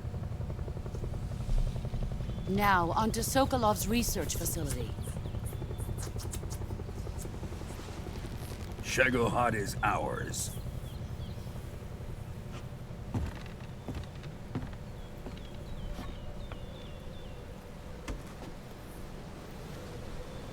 Drift away.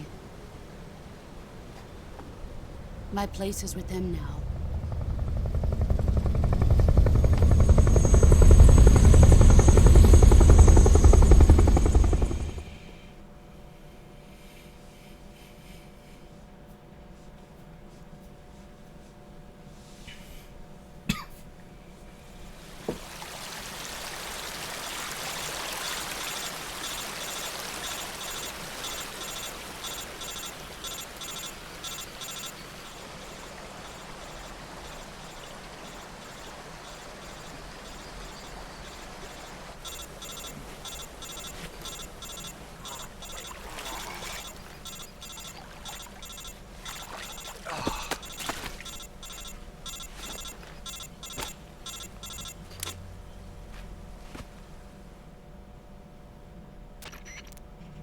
Snake, can you hear me? Yeah. Just barely. Snake, listen to me. You need emergency medical treatment. Can you move? You've got to get those wounds treated. Hang in there. All right, let's get you fixed up. Paramedic? Okay, Snake. Just relax and it'll all be over before you know it. Stay with me. I've seen people in worse shape before. Think you can handle it? Major. The boss. She's defected. We'll talk about that later. First, we've got to get you patched up. Okay, here we go. First, open the survival viewer with the survival viewer button. If you select cure, you can start the treatment. Healing is divided into two types of treatment: medicine and surgical procedures. Your injuries include a fractured left elbow and rib bone, and lacerations on your upper arms, right elbow, and abdomen. They need to be fixed using surgical treatment. Move the healing cursor with a movement stick to the affected part of your body, and press the enter button. Once you've selected the affected area, use the movement stick to select the medical item, and then press the enter button. With this method, you can use items to help your recovery process. To treat a bone fracture, first secure the affected area with a fastener and then wrap it in bandages. That should do it. For lacerations, you'll need disinfectant to clean the wound, sutures to stitch it up, styptic to slow the flow of blood, and bandages to wrap the wound. If you do everything I mentioned, the wound should heal completely. Understood? Yeah. Stay with me. Go into the survival viewer and treat those wounds.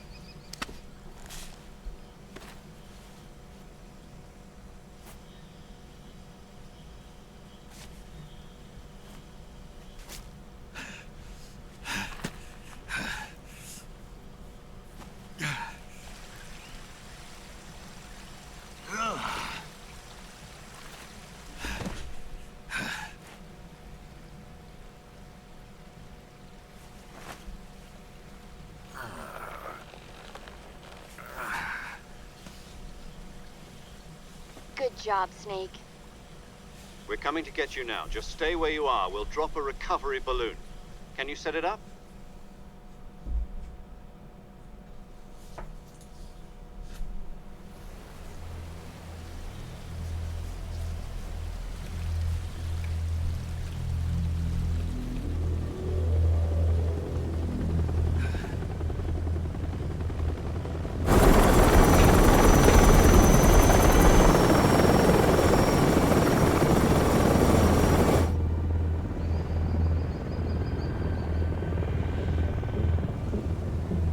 One heavy boy.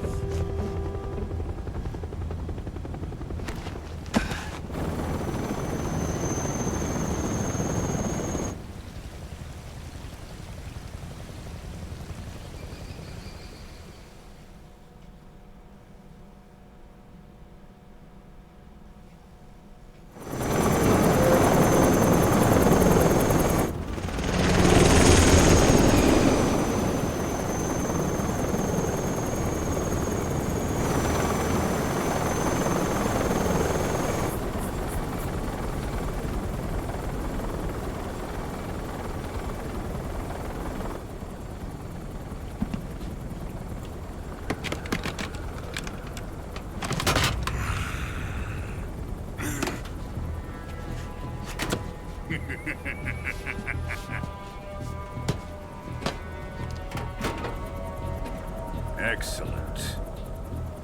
A great success. Thanks to the boss and her cobras, I have both Sokolov and the Shagohod.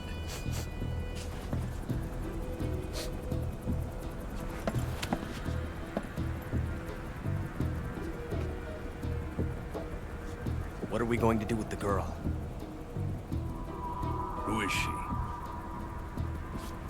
Apparently she's Sokolov's woman.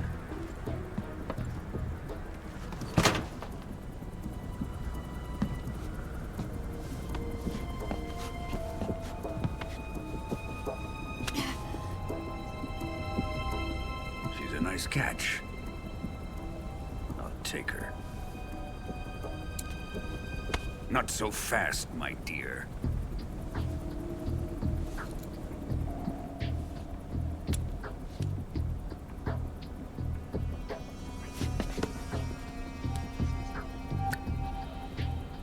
A kiss of death?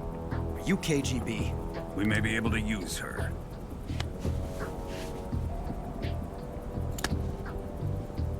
She has spunk.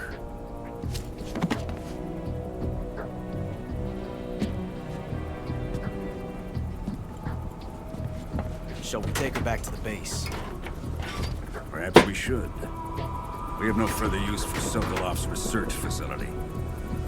I think it's time I gave this marvelous new toy a try. Colonel, even if they are our enemies, they're still our countrymen.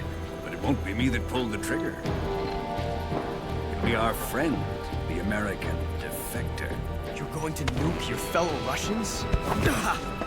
Remember the Alamo. Colonel!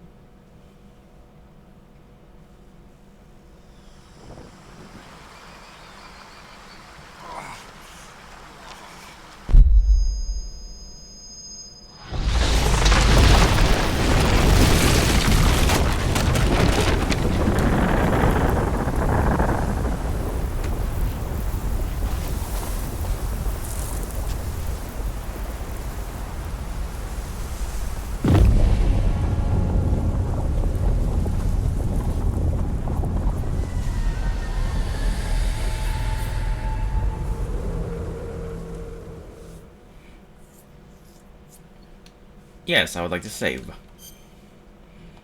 I do not want to mess up.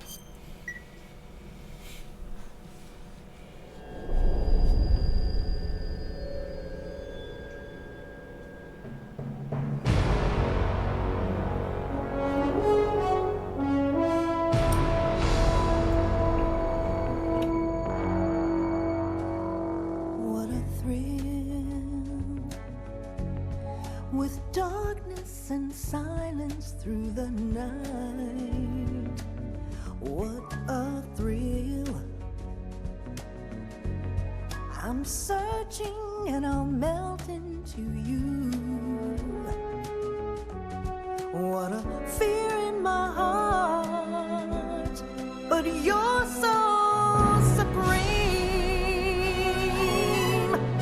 I give my life, not for honor, but for you. In my time,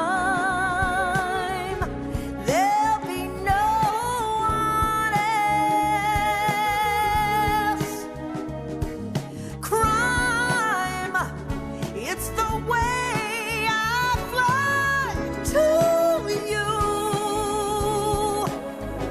I'm still in a dream, snake eater. Someday you go through the rain, and someday you'll feed on a tree frog.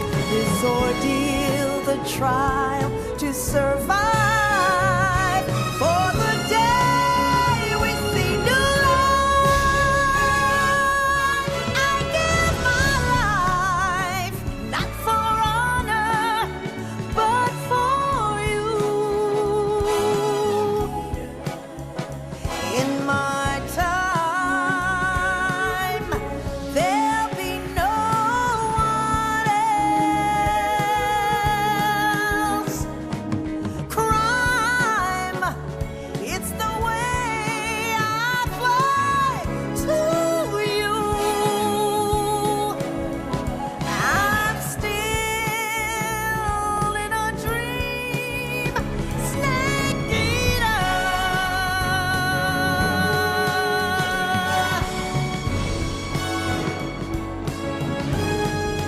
I'm still in a dream, snake eater.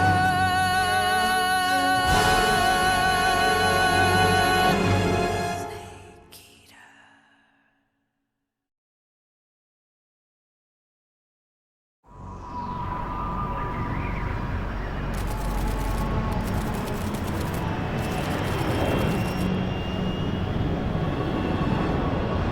Currently flying over the Arctic Ocean, altitude 30,000 feet, approaching Soviet airspace.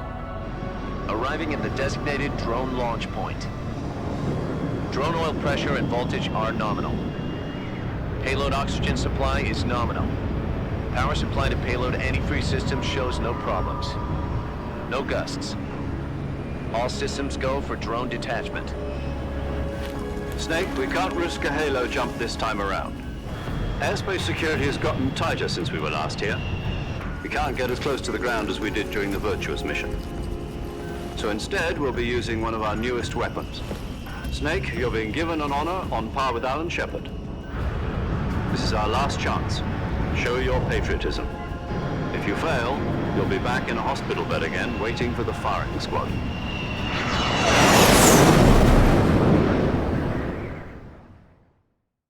So how does it feel to be a patient in one of the most advanced ICUs in the world? Would you do me a favor and tell the suits about visiting hours? I'll never get better with them assaulting me day and night with their questions. Must be part of the top brass's inquiry. More like an interrogation. According to them, I'm a traitor and an accomplice to the boss's defection. They're just looking for a scapegoat. Does that mean they're after you, too? Let's just say neither one of us is going to be made a national hero out of this. Does this mean Fox is going to die? No. This fox is still one step ahead of the hounds. The reason I came to see you today, Jack, It's time for Fox to clear its name. What are you talking about? The situation has changed. We've still got a chance to come out of this one alive. Yeah, what kind of chance? Don't get too excited. Here, have a cigar. It's Cuban.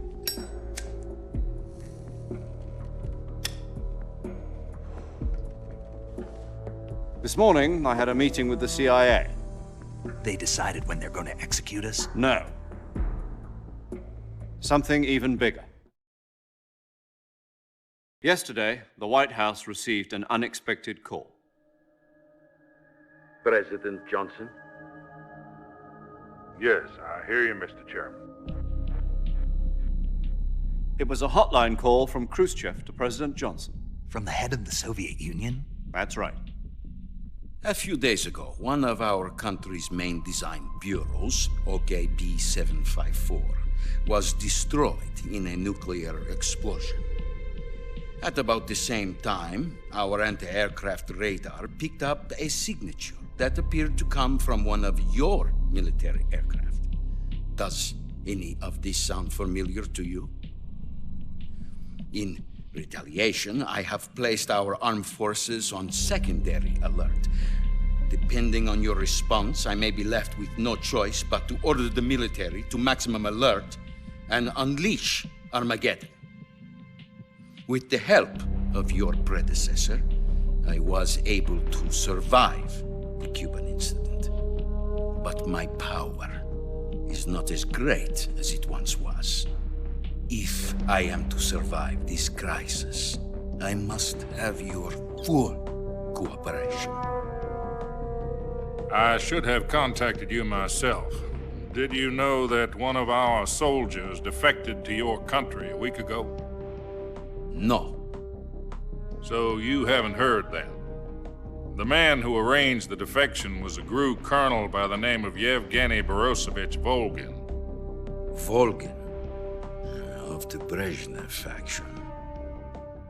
Go on. Who is the soldier? Her name is the Boss.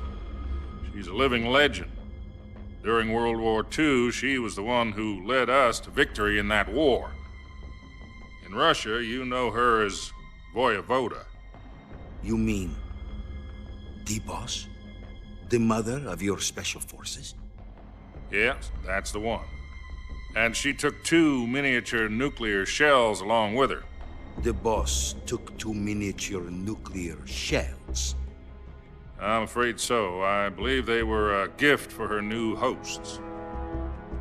The Davy Crockett Atomic Battle Group delivery system was completed 2 years ago.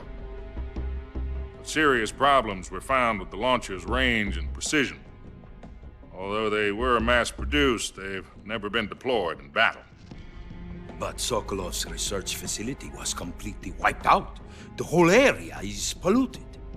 I can only offer you my deepest condolences over this terrible tragedy. So, the Boss, with Colonel Volgin's help, stole 2 experimental nuclear shells and took them with her as gift when she defected. Then, shortly thereafter, Sokolov's design lab, a top-secret military research facility, was destroyed by one of these weapons. Am I right so far? Yes, that's correct. And the American government denies any involvement in the affair.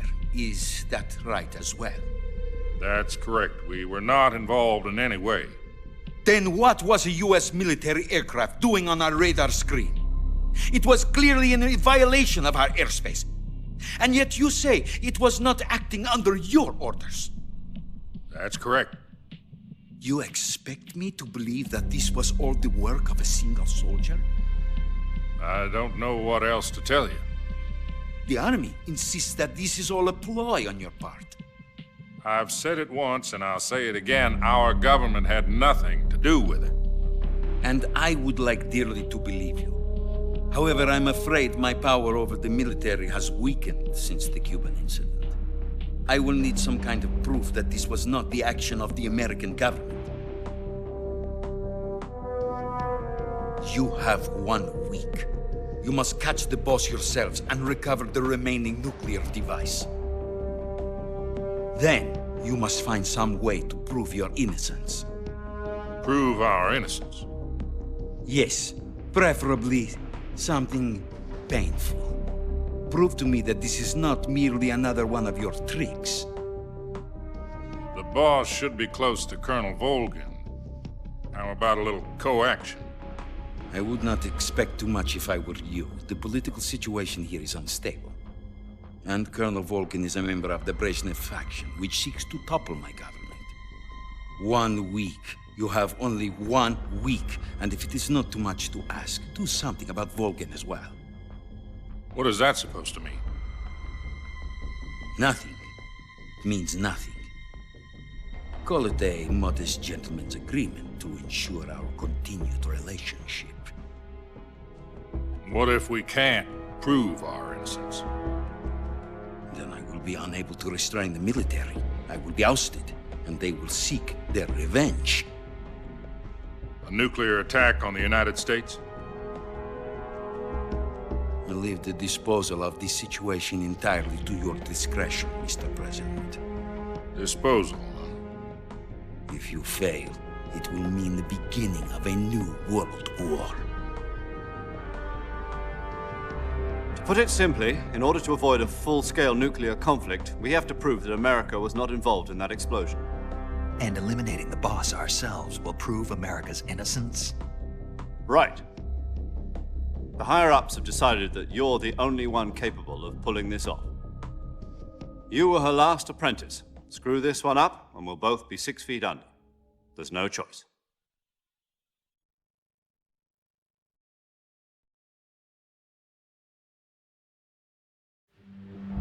Are the Russians going to be helping us?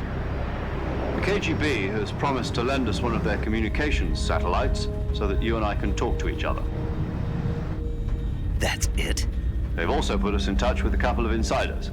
Insiders? There was a defection in September 1960. Do you remember it? You mean the 2 NSA codebreakers who went over to the Soviet Union? Precisely. Since then, they've apparently been training with the KGB for exactly this kind of situation. Their code names are Adam and Eva. I've been told that Adam has infiltrated Volgin's ranks. We've also arranged for him to provide you with an escape route. You'll need to rendezvous with him when you get there.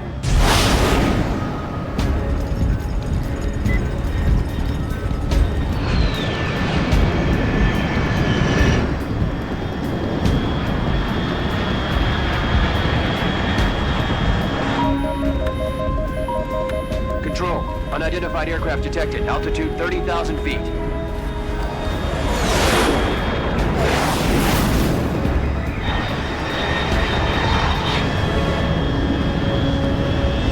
It's fast. Estimated airspeed exceeding Mach 3. Bearing south. I'm about to lose it.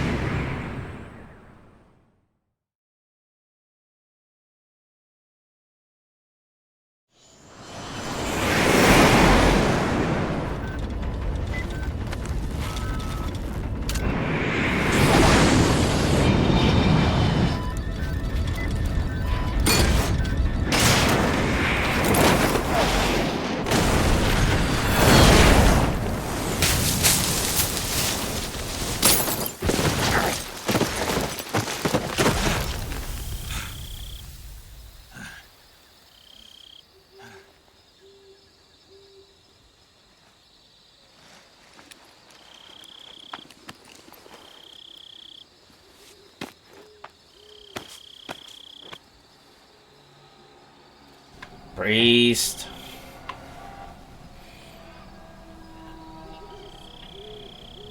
You are just in time.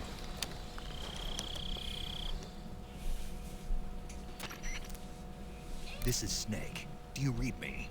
Loud and clear. Glad to see you landed safely. I got blown pretty far off target. Snake, let's go over your mission objectives one more time. Rescue Sokolov. Find out what's happened to the Shagohod, then destroy it. And finally, eliminate the boss. Eliminate the boss? This mission will be codenamed Operation Snake Eater. Because I'll be taking on the boss in our Cobra unit, right? Don't forget about Colonel Volkin. I'm not a hired killer. I know, but that was the Kremlin's demand. Demand? You mean it wasn't just a request? What's it to us if the Khrushchev regime is threatened by the Colonel and his faction? If supporting the current regime helps us avoid a nuclear exchange, then that's what we'll do. And what are the CIA's demands? Our priorities are the rescue of Sokolov and the destruction of the Shagohod. Roger that, Major Tom. Hold on, Snake. What now? I'm changing my codename. It turns out Tom wasn't the most auspicious choice. What do you mean? Well, the truth is, when I chose my codename, I picked the wrong one. The wrong one? Did you ever see the movie The Great Escape? Came out last year. I must have missed that one. Yes, this is actually Delta. The funny part, it's not even in the Twitch category. The prisoners dig 3 tunnels. So, we had to make do with 3. Before they're finished. At least until they bring Delta to the category. The names of those 3 tunnels were So far, it looks pretty similar. You use the name of the tunnel they escaped. At least there's an option for a new control scheme, though. Yes, that's exactly And yes, right. it is a big voice reveal. Though I have been using my voice in the past year. It's just that I use my mic a lot less than it used to. It was discovered by the Nazis before it was finished. I watched the movie again just to make sure. In fact, I even ordered the actual film from the movie company. Yeah, it doesn't sound like the greatest name to use. So what should I call you? You know, let's just use Zero, like we've been doing all along. All right then. Major Zero it is. And he went from We'll Tom start to over from Zero. square one.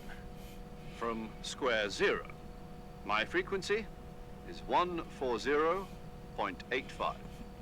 Oh, Such a life I almost change. forgot. Paramedic is with us again on this mission. Is this her last chance too?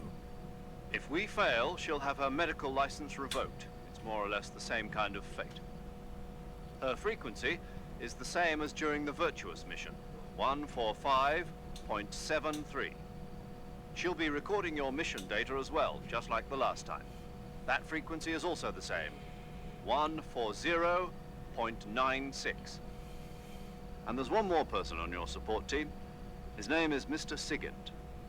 He's an expert on the latest in weapons and equipment technology. You'll be going up against some of the world's most advanced weaponry when you infiltrate the research facility. If you have any questions, just ask him. His frequency is 148.41. Mr. Sigint. Got it. Adam, your KGB contact, is waiting for you at the abandoned factory up ahead. The same factory Sokolov was being held in last week. Yes, meet up with Adam first. He's cleared the way for you to rescue Sokolov. How'll I know this Adam guy when I see him? You'll know once you reach the factory. The whole area's been polluted by the fallout from that nuclear blast. No one else would dare come close. The password is, "Who are the Patriots?" and Lali Lulelo. Lali Lulelo. Gotcha. You've been equipped with a 45 for this mission. Be careful, it's noisy. I thought standard Fox procedure was procure on-site weapons acquisition. The circumstances are different this time. You're now on an official mission for the United States government. It would be necessary to make your presence known to a certain extent. To the Khrushchev regime at the very least. But remember, this is still a sneaking mission. Snake, if you fail this mission, it will mean an all-out nuclear war. Keep that in mind and Lali proceed with Lulelo. extreme caution. Understood. Commencing operations. I'm sure you recognize that one.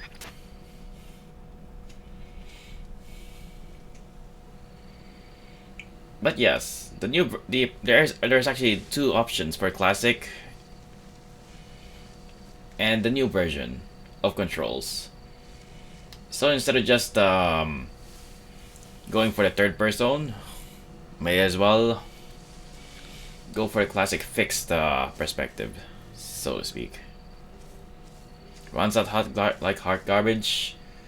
Well, you're not wrong about that.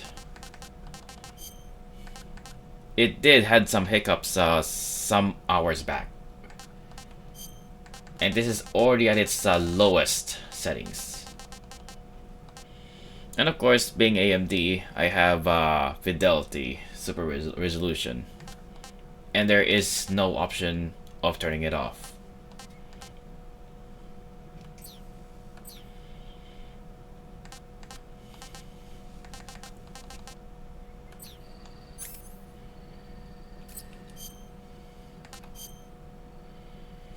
DLSS changer. I don't even use NVIDIA. And also, I'm carrying way too heavy now. Why am I using this M911 at this point?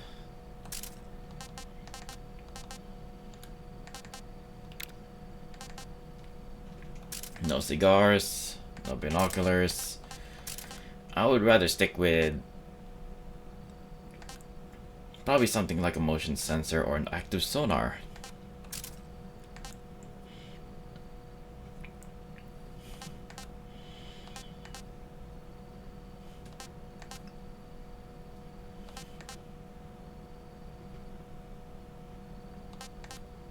Nah, I'm not gonna delete that. You're keeping it.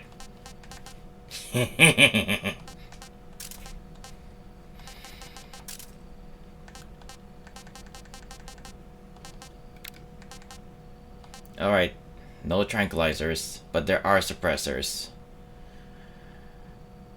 Okay. And I want to minimize my chances of being caught here. I guess I have no tranquilizer darts for this.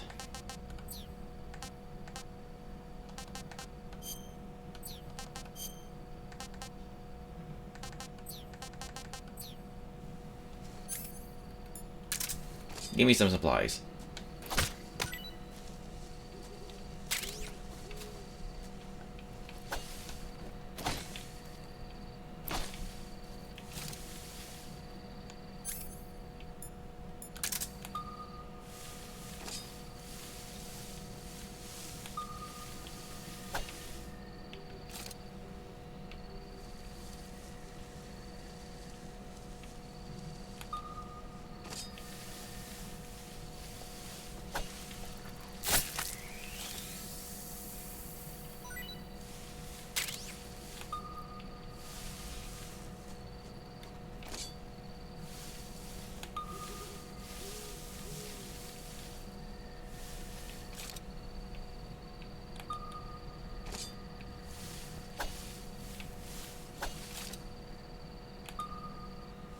Okay, I'm nearby, but I can't see anything.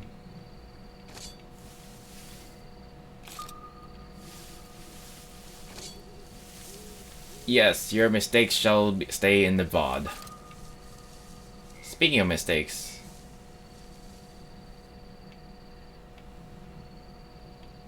Man, snake in the grass. That's a problem.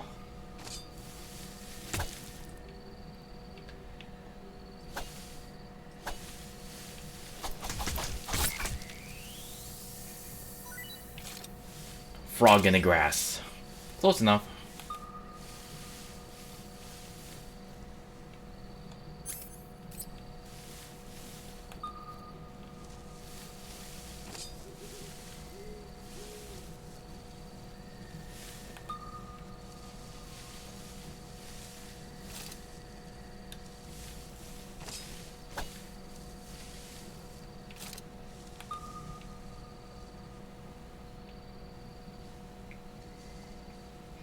So you went back to pick up a car to carry your parents to the doctors a bit later.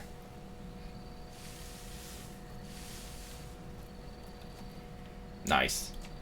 Ooh.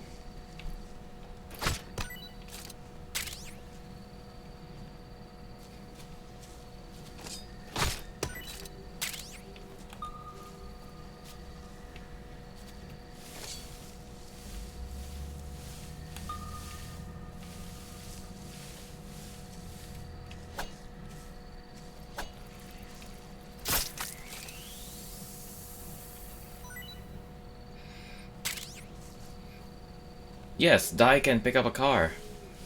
Who knew how strong he is?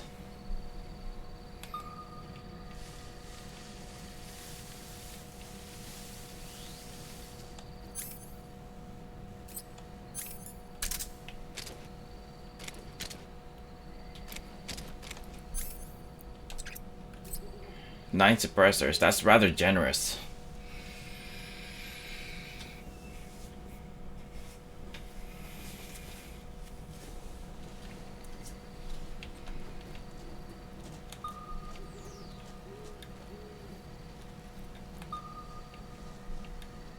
Oh.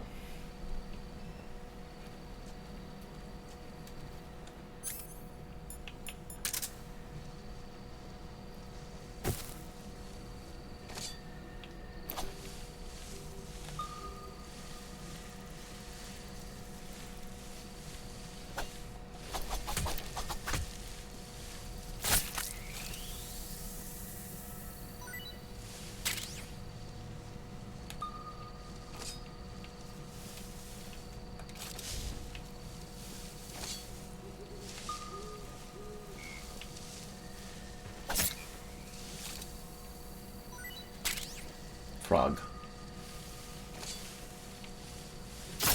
Snake.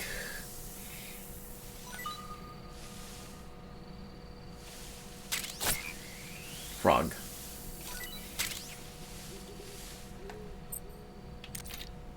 Actually, I didn't like any frog information. Snake, it's so good to hear from you again.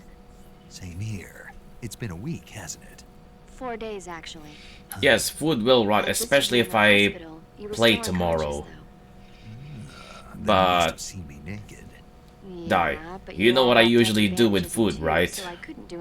This is not the first time I played this. Let's hope so. But seriously, don't forget that And I'm sure you'd like this one. Yesterday. In fact, you really shouldn't even be on this mission. Keep an eye on your stamina. Actually, I should probably do that again. Start to run low, don't if you know what I'm about to do. Something to replenish your stamina. And try not to get yourself hurt. If you're wounded or get bitten by a venomous animal, go into the survival viewer immediately and treat yourself using cure. Yeah. I can see you. And as far as I know, it's not my fault they ate rotten food. Don't know when to keep your mouth shut. Maybe so. By the way, I heard you're going to lose your medical license if this mission fails. Yes, there was talk of that, but the mission as far as I know, grenades are too weak for those kinds of things. I need proper explosives. But you know what? I really don't care about my medical license. Didn't they use that to force you to participate in this operation? No, I volunteered. Why? So that I could watch over you. Snake, you're the best agent I've ever seen. But you push yourself too hard. You're reckless. Someone has to stop you from getting into trouble, to make sure you and the boss don't kill each other. So that's why I volunteered. I mean, you couldn't ask for a better guardian angel than me, right? Thanks. Stop right there. You can thank me when you get back. All right.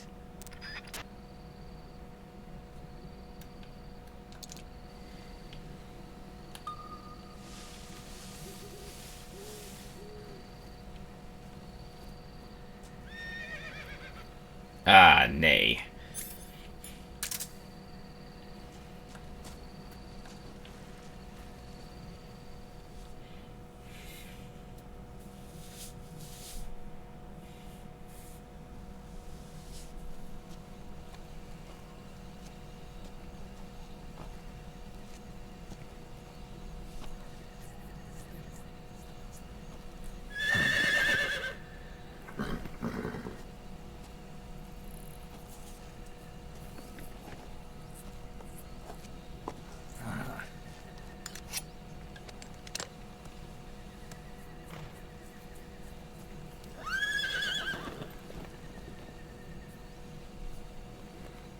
Looks like death wasn't ready for you yet.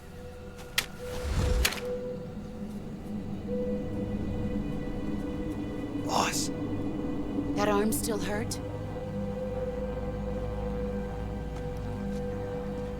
What are you doing here?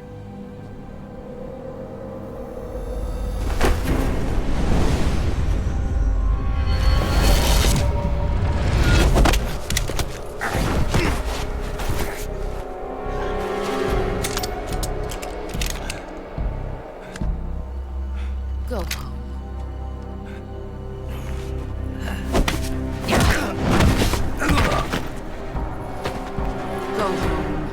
My sons are waiting up ahead. You don't have a prayer of finishing your mission. You're not even armed. Boss!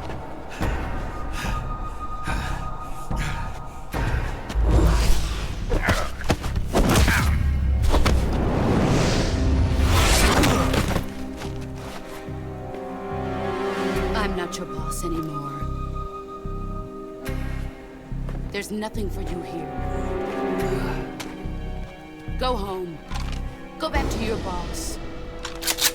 There's no need to prove that you are virtuous here. This isn't America.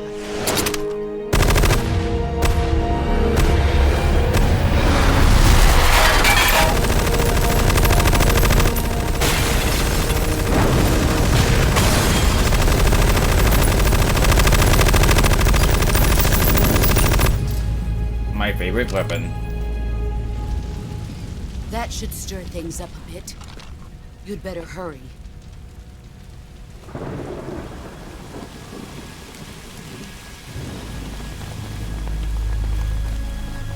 The border is 60 miles south of here. You ought to be able to run that far.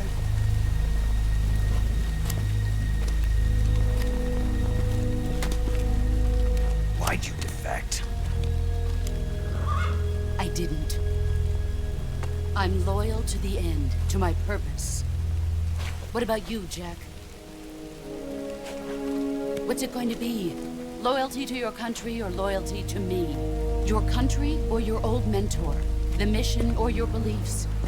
Your duty to your unit or your personal feelings?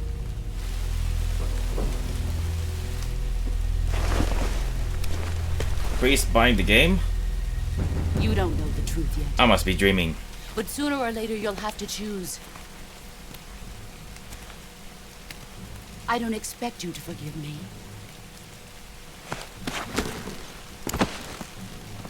But you can't defeat me either. You know me too well.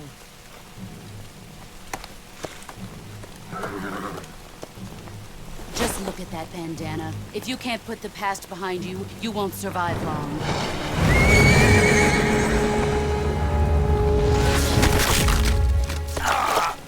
If we meet again, I'll kill you. But look at the veins on that horse. Now, go home.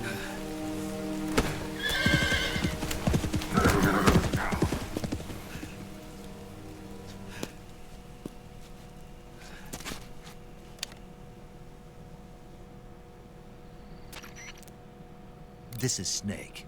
Major Zero. I read you, Snake. I was ambushed by the boss. You were what? The drone's been shot to hell. It's up in flames. That's not good. Enemy scouts are gonna come looking for you. Yeah, I know. But what was the boss doing here in the first place? There's gotta be a leak somewhere. No, that's impossible. The man the boss is working with, Volgin, isn't exactly on speaking terms with Khrushchev. I lost my gun. The boss destroyed it. Snake, I know how you're feeling. It's hard for me to believe, too, that a legendary hero like the boss would go over to the Russians. That she'd double-cross us like this. That's how it is, and if you don't accept it, you'll never be able to beat her. That's not the problem. In terms of sheer technique, I'll never be able to beat her. I know that all too well. You've got to do it, Snake. She's your enemy and your objective. Enemy? We were together for 10 years, and now you tell me she's my enemy? Enough. Hurry to the factory where Adam is waiting. Scouts have probably already been sent out to investigate the explosion. You've lost your weapon, right? That means you've got no chance of winning in a battle situation. Whatever you do, don't let them see you. Alright. Where did I go again?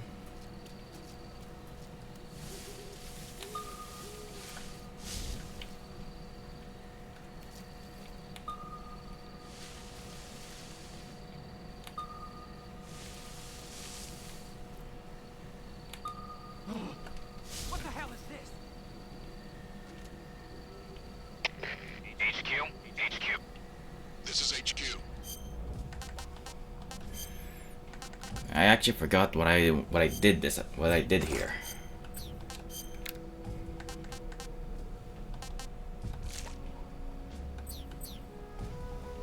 Control here. We have evidence of an enemy intruder. Commence alert formation. Acknowledged. Sending reinforcements. Use extra caution.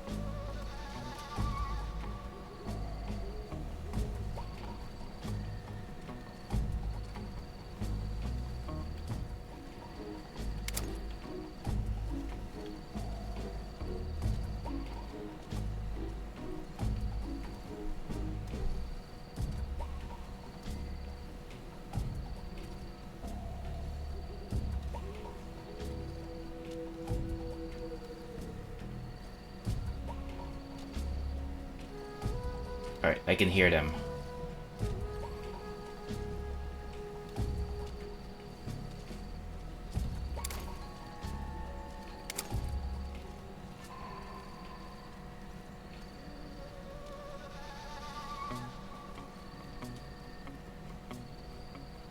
But I don't know where they are.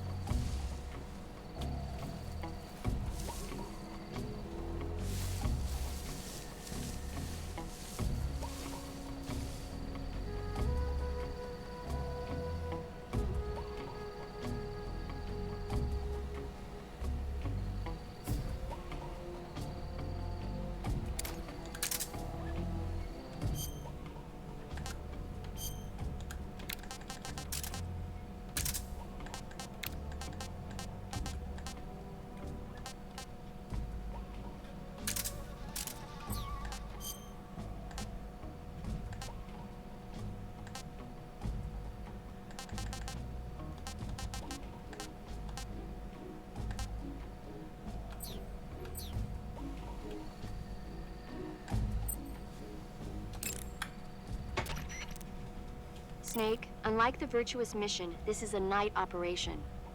You'll be encountering nocturnal animals that you didn't encounter your last mission.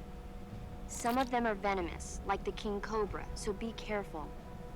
If you get bitten by a venomous animal, the poison will spread through your body and rapidly drain your life gauge. If that's the case, go into the cure screen and survival viewer immediately and inject yourself with serum. Got it?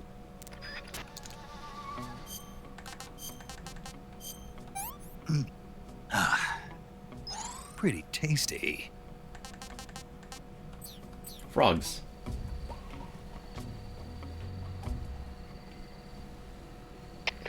HQ. This is HQ. Patrol here. No problems detected. Understood. Return to your position.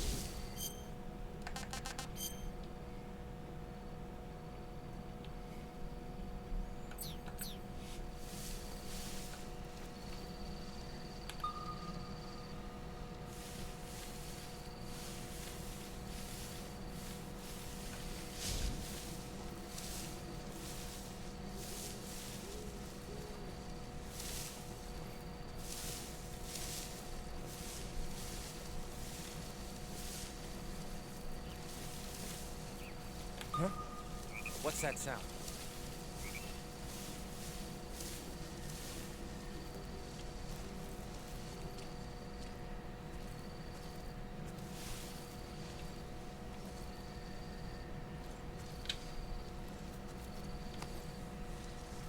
There's nothing here.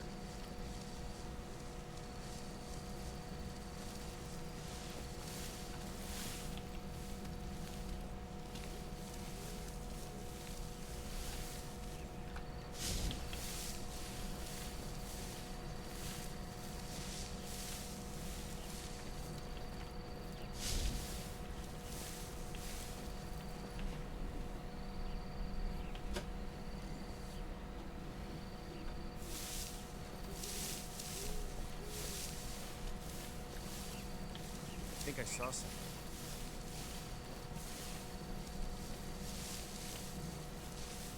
Huh. Guess I'm seeing things.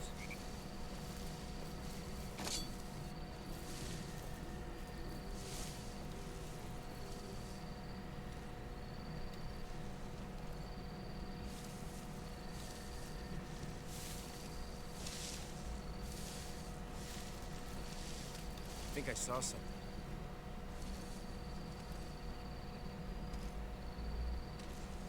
Huh. Guess I'm seeing things.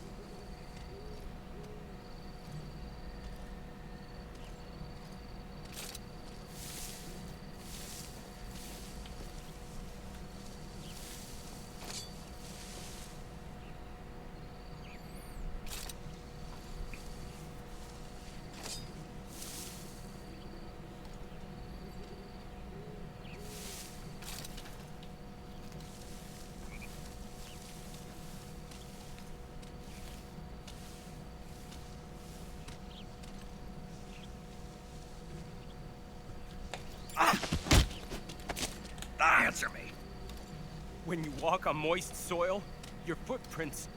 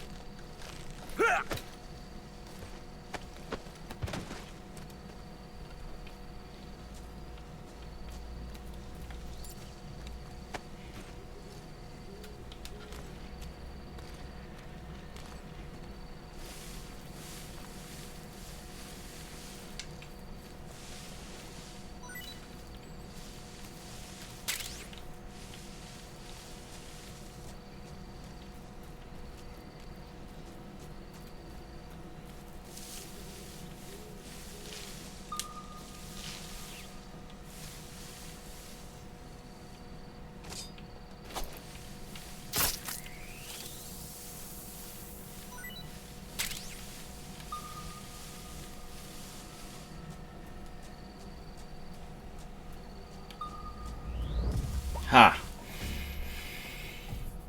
That was rather tense.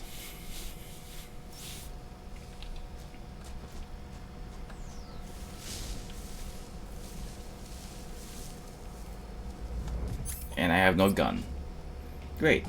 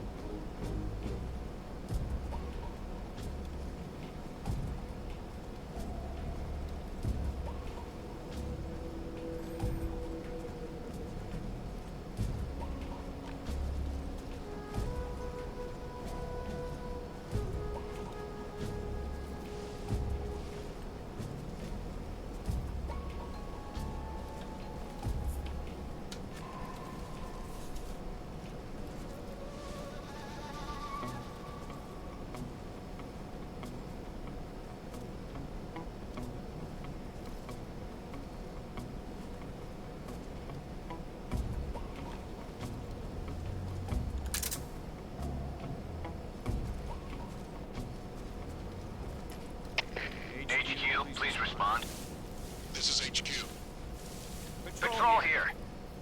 The situation is normal. Understood. Return to your position.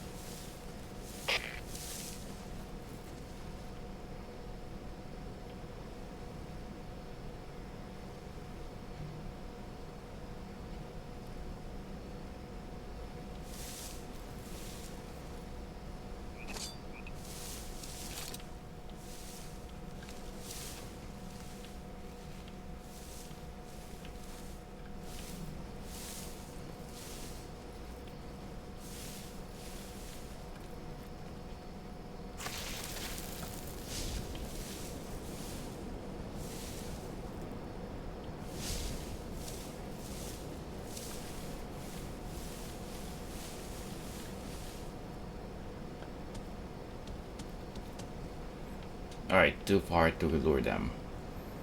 And I don't have a gun for the wasps. Oh well.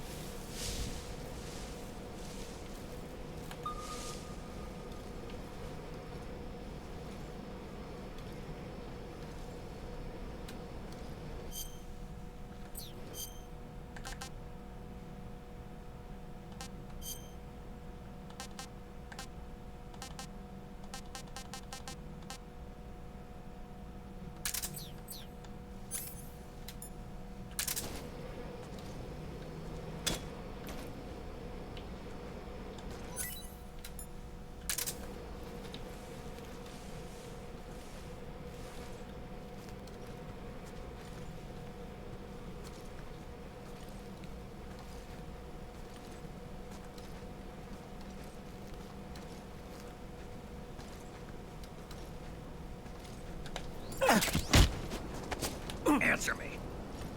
While falling, press the action button above branches.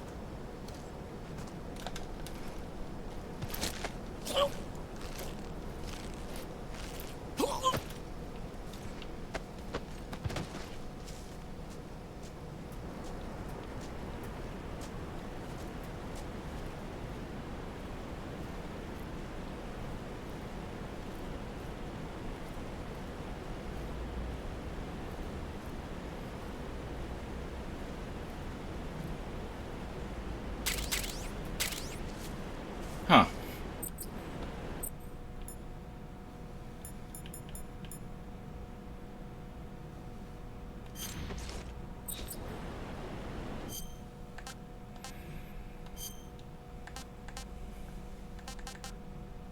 Effective in rain.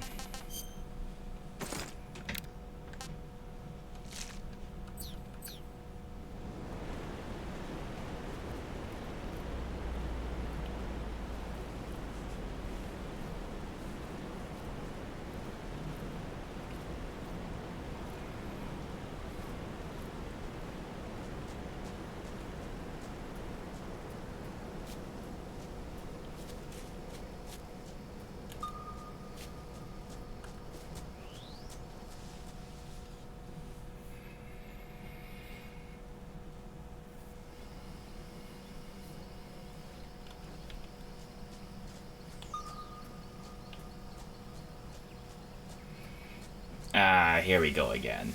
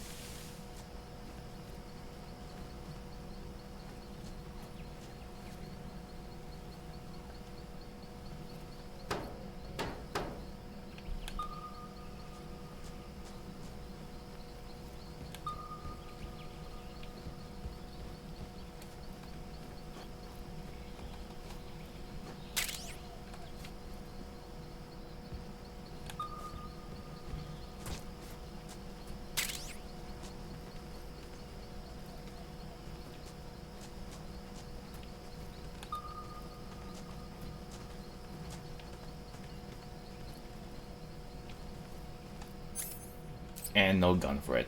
Ah.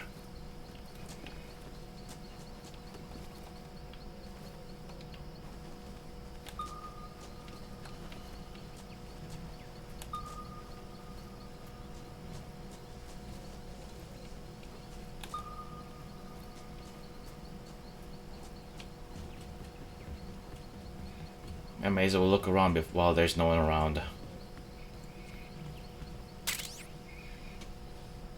Nice.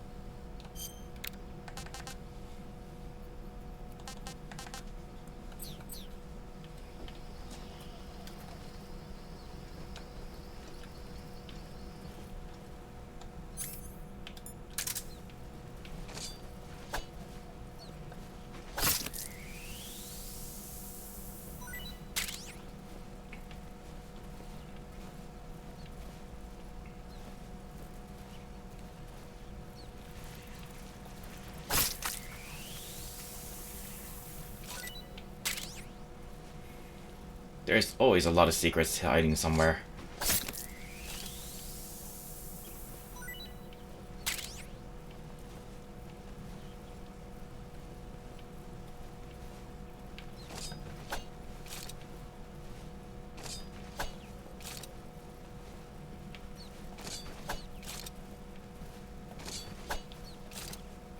Get back here.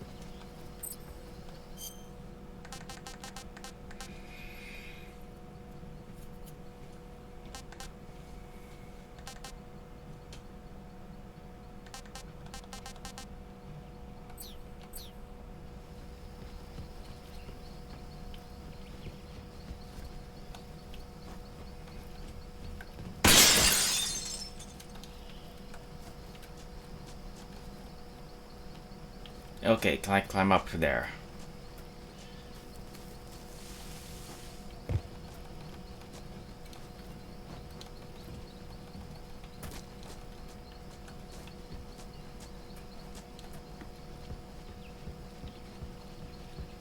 Is there anything else that's hiding? Nope. Apparently not.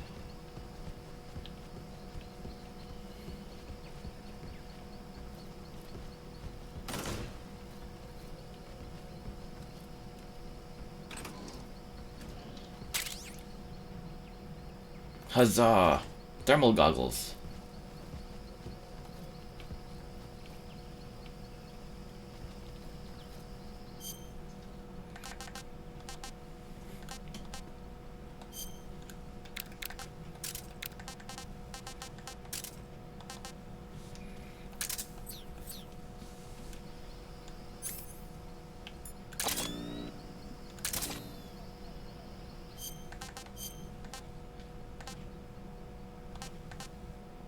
That's a lot of health. That's a lot of stamina recovered.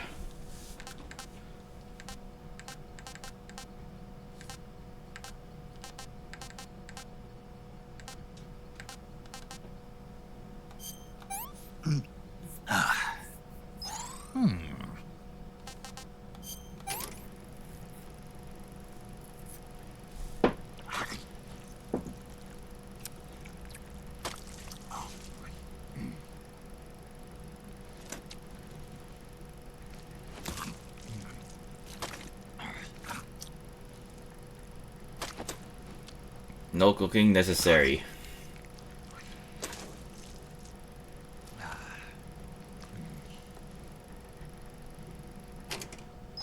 Hey, this works.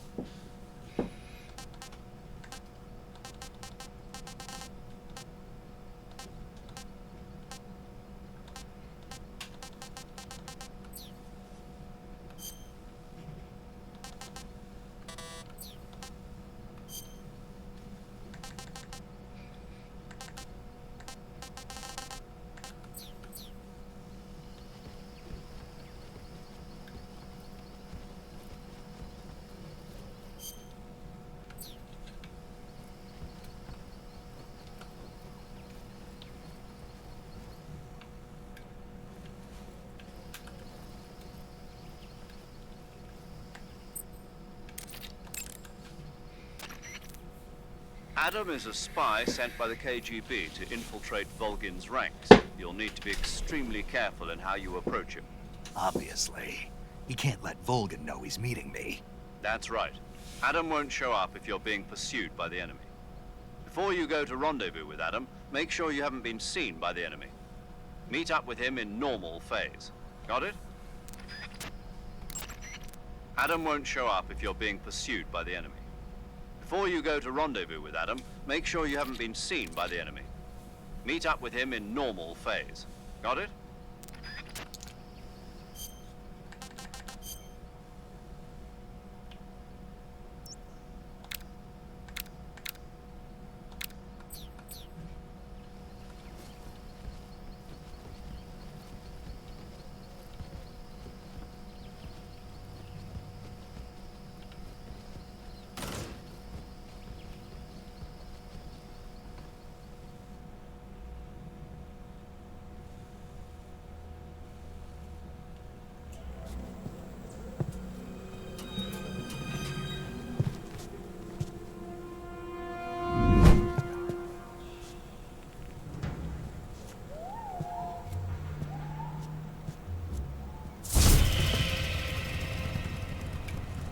Sorry I'm late. Cut the engine. They'll hear us. Are you the agent they sent? Are you Adam? I thought you were supposed to be a man. Adam couldn't make it. All right, say the password. Who are the Patriots? Who are the Patriots? Answer me!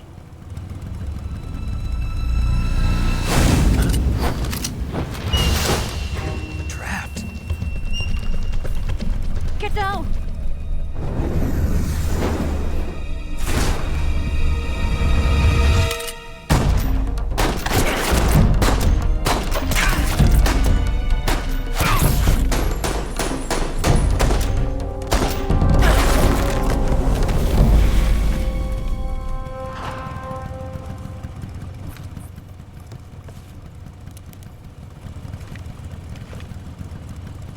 There is your answer.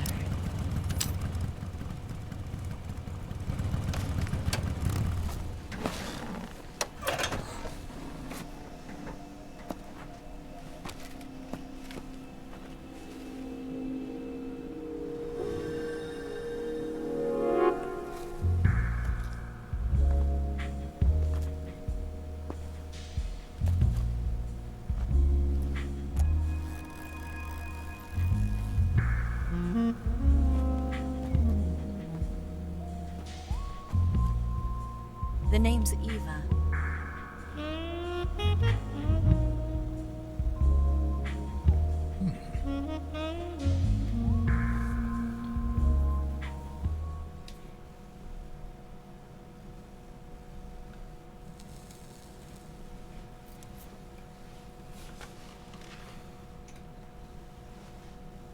This wasn't part of the plan. What happened to Adam?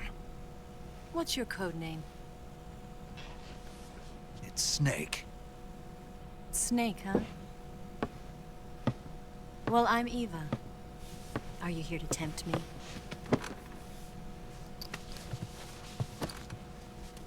What happened to Adam? Colonel Volgan is a very suspicious man. He decided Adam wasn't the right person for this mission. And you were? Yes, Why? because I can do things he can't. I heard you used to be a codebreaker for the NSA.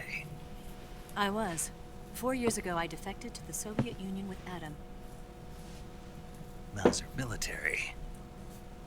The broom handle. It packs quite a punch. Nice to have when you're on a bike. You held it sideways and used the muzzle jump to create a horizontal sweep. That was impressive. Bet you've never seen that technique in the West. It's imitation, isn't it? Yeah. It's a Chinese Type 17 pistol. Around here, even that's hard to come by. Don't worry, though. The one I've got for you is American-made.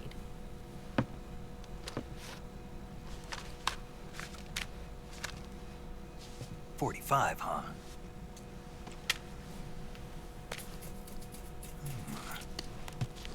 Incredible. Do you like it? The feeding ramp is polished to a mirror sheen. The slide's been reinforced, and the interlock with the frame is tightened for added precision. The sight system is original too. The thumb safety is extended to make it easier on the finger. A long type trigger with non-slip grooves. A ring hammer. The base of the trigger guard's been filed down for a higher grip. And not only that, Nearly every part of this gun has been expertly crafted and customized.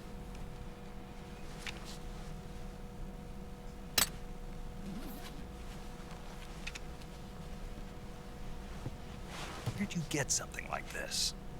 I grabbed it from a Western munitions armory. It probably used to belong to one of your officers, and there are more where that came from.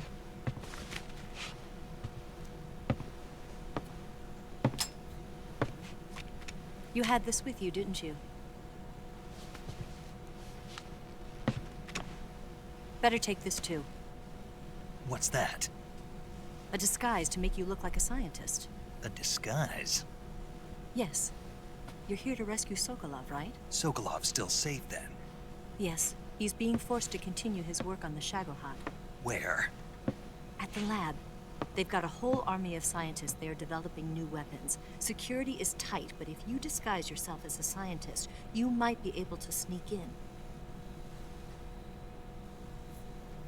Can we get Sokolov out of there? We'll see, won't we? Tell me how to get to the lab. The safest way in is from the rear. First, you'll need to head north through the jungle. You'll come to a heliport used for shipping materials. Pass the heliport and continue north, and there will be a large crevice. Descend into that area and you'll reach a cave. Move through the cave and you will arrive at a mangrove swamp. After the swamp, there'll be a warehouse. Make your way through the warehouse and you'll come out just south of the lab. Got it. And just what are you doing there? In close-range combat, a knife can sometimes be more useful than a gun.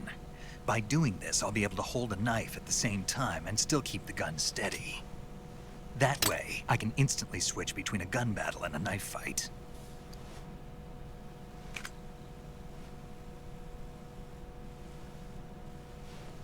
Right, let's get going. Wait a minute. What now? You must be tired. Why don't you take a little rest? I'll be fine. You'll never make it in your condition. It's a jungle out there. There's still an hour before dawn. It's dangerous to be out in the jungle at night without a guide. What about you? I have to get back. I can't be gone for too long. They'll start to suspect something.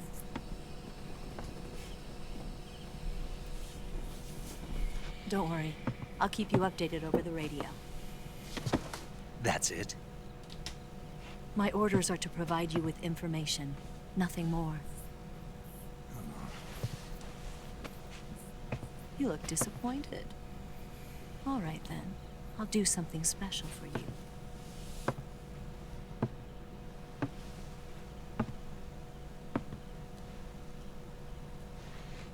I'll stand watch until dawn. Now be a good boy and lie down.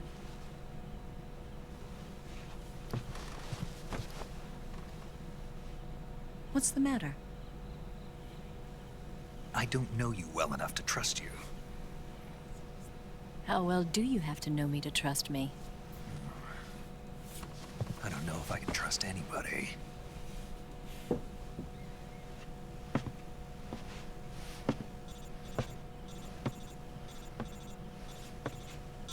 Gonna get that?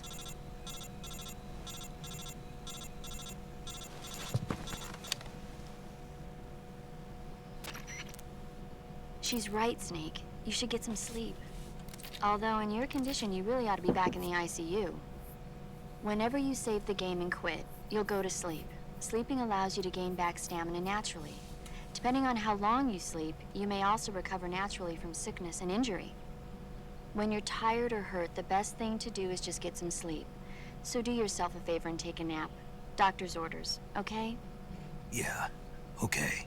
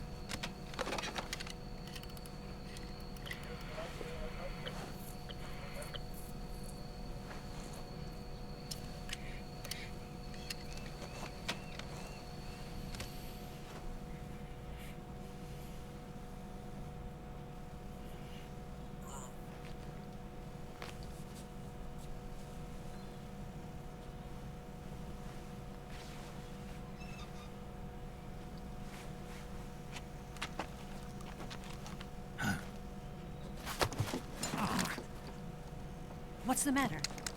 We're surrounded. I see 4 of them.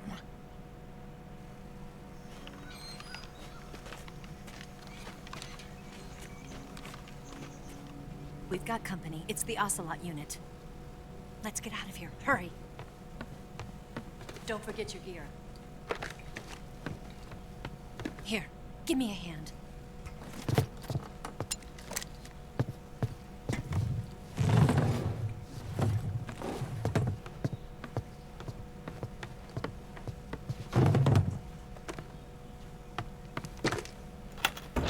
We can use this to get to the basement.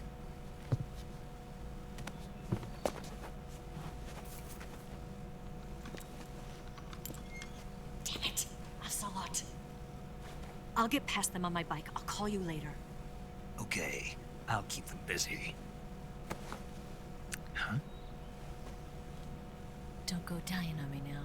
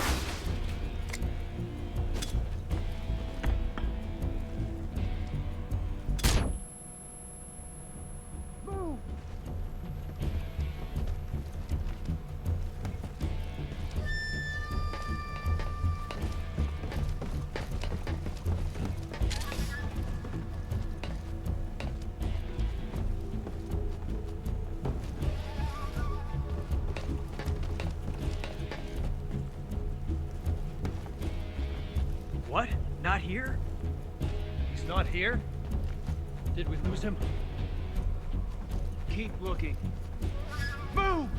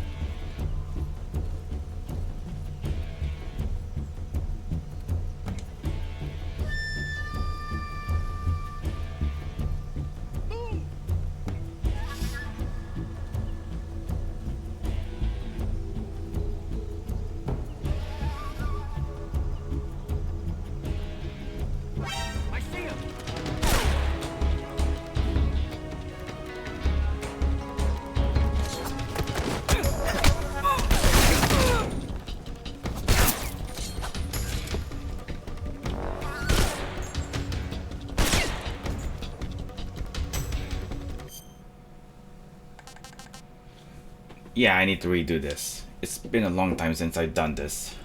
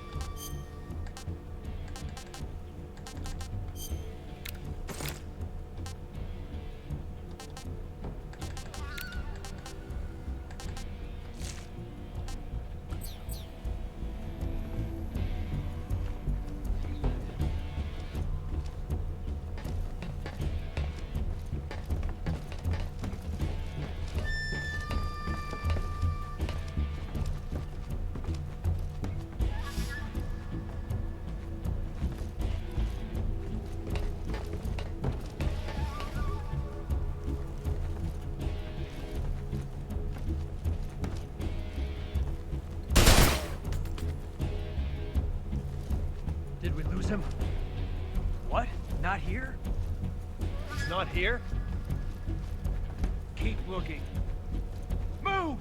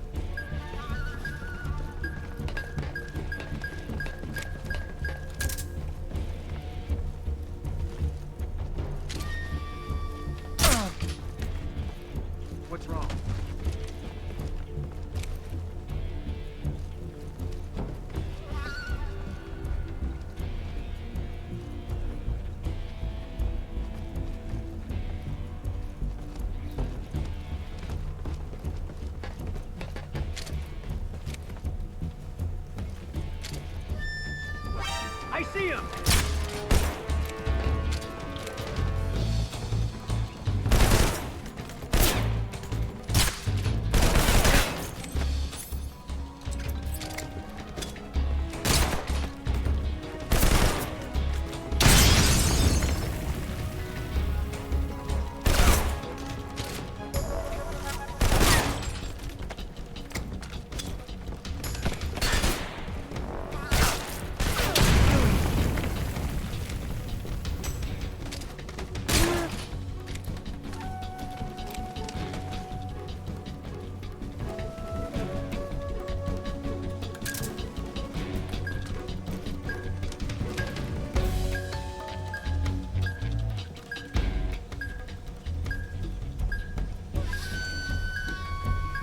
That was sloppy.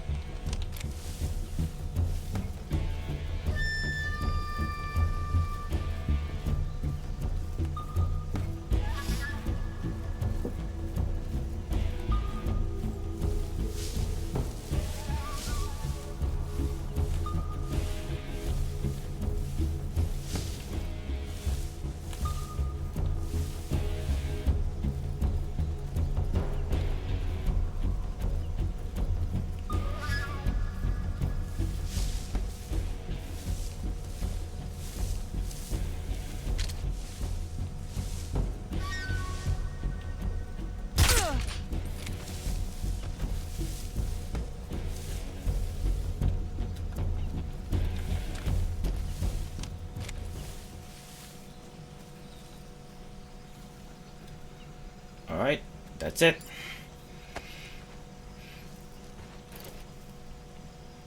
Alright, the first work is definitely sloppy.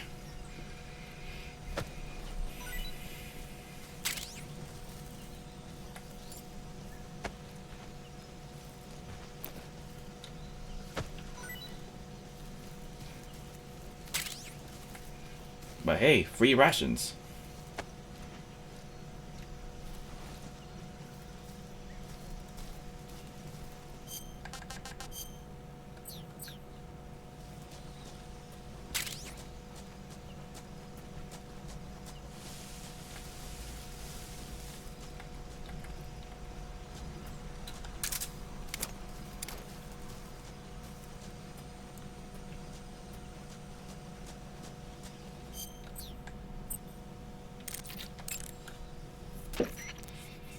First, enter the cave through the crevice.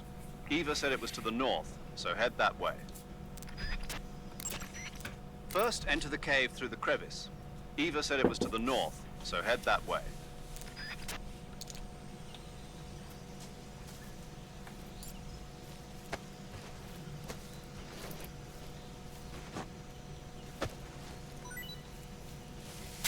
I'm getting everything first.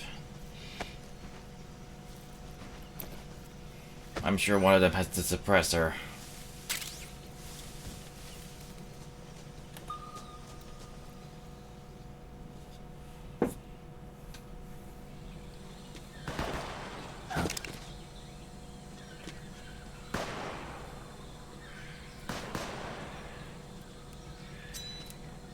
I've been waiting for this moment.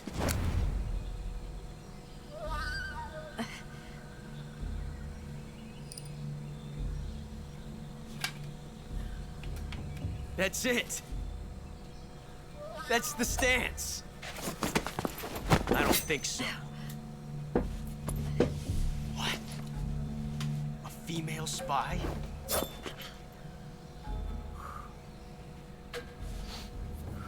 This bitch is wearing perfume. Stay where you are. I've had enough of your judo. I see you've got yourself a single-action army. That's right. There'll be no accidents this time. You call that an accident? Well, it wouldn't have happened if you hadn't been showing off. What did you say? It's a nice gun, I'll give you that. But the engraving gives you no tactical advantage whatsoever. Unless you were planning to auction it off as a collector's item. And you're forgetting one more very basic thing. You don't have what it takes to kill me.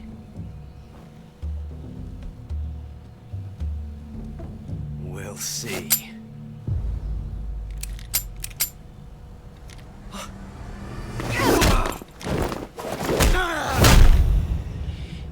KO.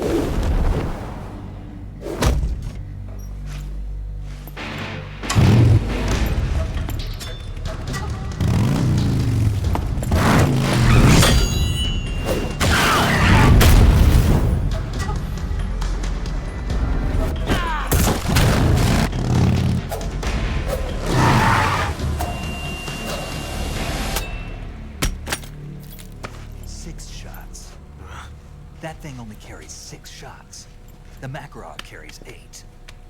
You have to get a feel for how many you have left.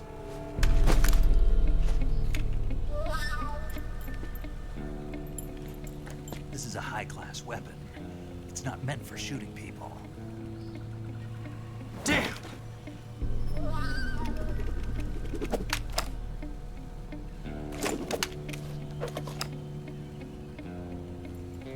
This isn't over yet.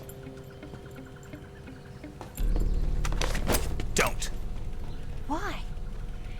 He's still young. You'll regret stopping me. Damn it! I've got to get back before he does.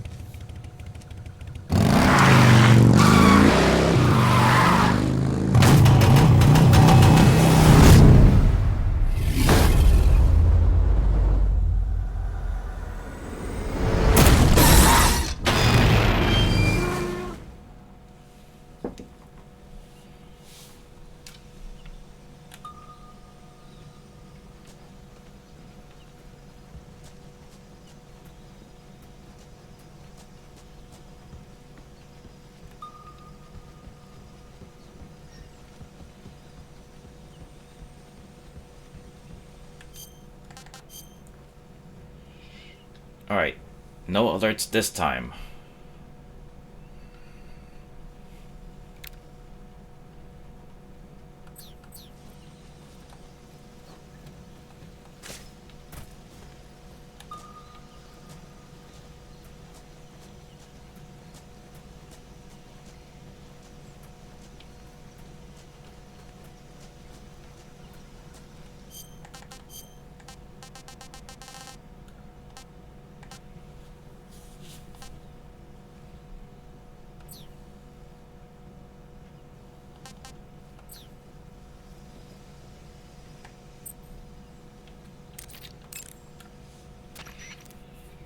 You got some instant noodles, huh? Instant noodles? Uh-huh. It was invented in Japan just recently. Add some hot water and it's ready to eat. It's cheap and can be stored for a long time. And besides, it's delicious. It's like a miracle food. Wow. Speaking of which... Yeah? Are you going to eat that? I was planning on it, yeah. Oh, all right. Is there some reason I shouldn't? No, that's not what I meant. Then what did you mean? I was just going to say that if you weren't going to eat it, you should bring it back to me. I've always wanted to try some. Whatever. Oh hey, it's Bluto. How are you doing so far? Just missed one battle scene that that took me a few retries just because I've been seen.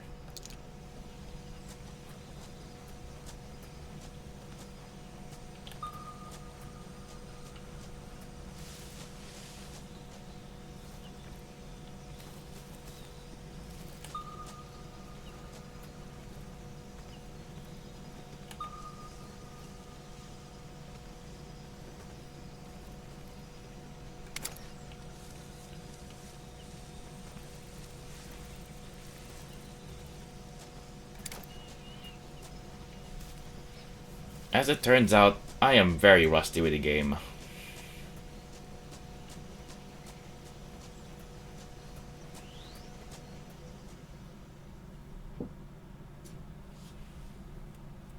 Very rusty.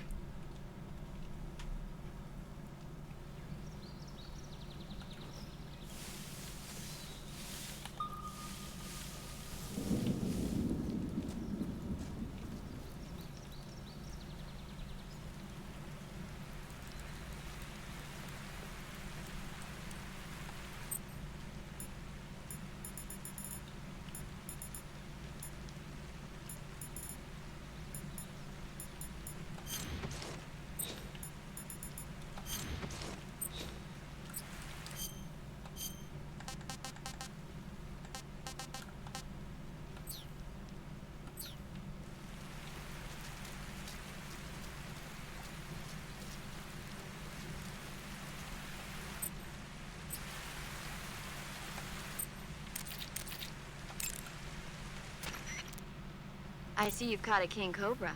The king cobra is the world's largest venomous snake. Its large size means that it has a lot of venom to inject. One bite is supposedly enough to kill an elephant. And it's extremely vicious as well, so watch out.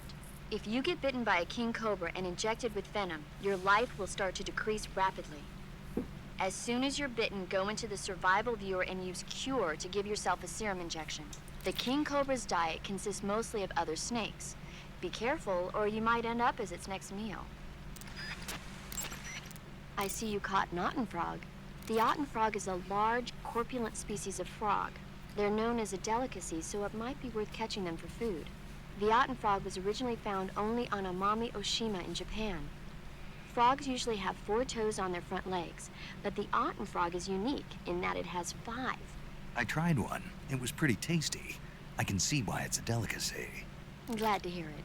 I hear that in Japan, otten frog sashimi and sukiyaki are popular dishes. Really? Yeah. Japan, huh? That place is starting to sound better and better.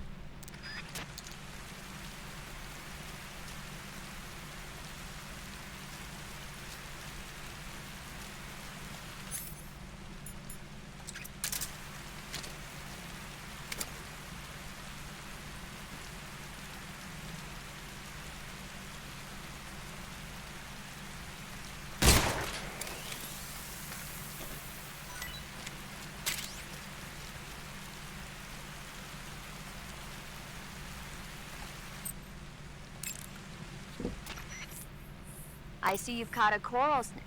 I mean, a milk snake. The milk snake closely resembles the coral snake, but it's actually not venomous. Even so, you'll still take damage if it bites you, so don't get too close.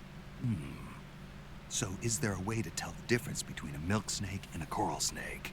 It's pretty difficult. They really do look almost exactly alike.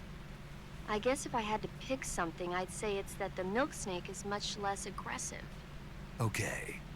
Ah, I just thought of a better way. You're going to love this. What? Eat it. Eat it? Yeah. The guide says milk snakes don't taste very good. Is that right? But if I've already caught and eaten it, what does it matter which kind of snake it was? It doesn't, does it? Shoot, I thought I had a good idea.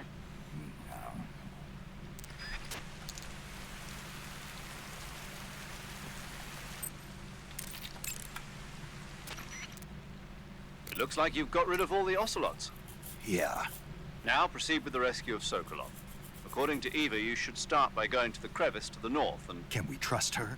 What's that? Eva is with the KGB, isn't she? Can I really believe what she says? How do I know she won't double-cross me?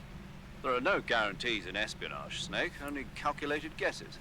At this point in time, the KGB stands nothing to gain by stabbing us in the back. So you're saying I can trust her?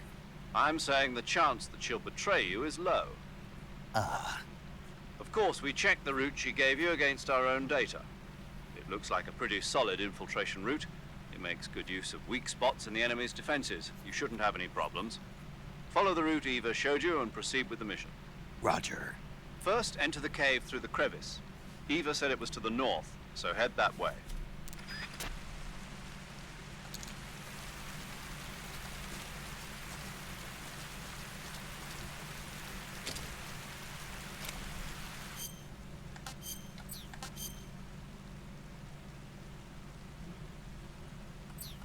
Red, black, white.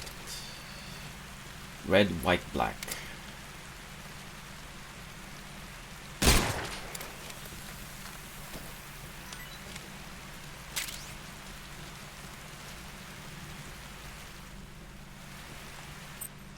That should be the coral snake.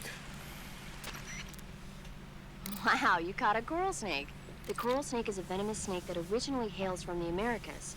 Its venom is a very potent neurotoxin, so don't let it bite you. If you do get bitten, go into the survival viewer right away and use Cure to neutralize the poison with a serum injection. The colorful red and black patterns on the coral snake are a warning sign. Apparently, the bright flashy colors and pattern let other animals know that it carries a deadly poison that keeps them from attacking. There are many animals that mimic the colors of known poisonous animals as a defense. See, by mimicking other poisonous creatures, they increase their chances of survival. There is another non-poisonous snake called the milk snake that borrows its coloring from the coral snake. You're not even listening, are you? No. Okay, we'll talk about something you're interested in then. The taste? Yes.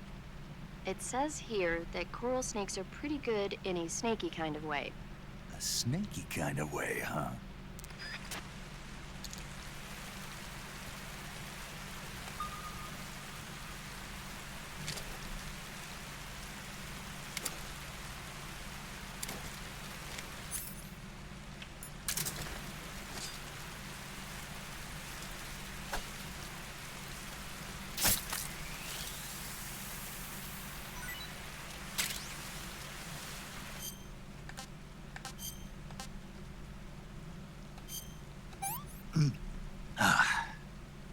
This is horrible.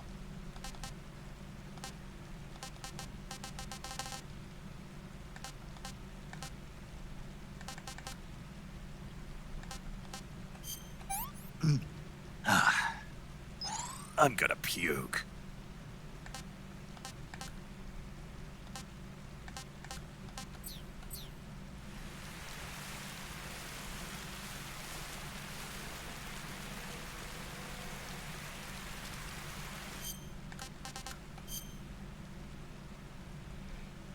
Alright, there are 2 entry points. Which of the 2 is better?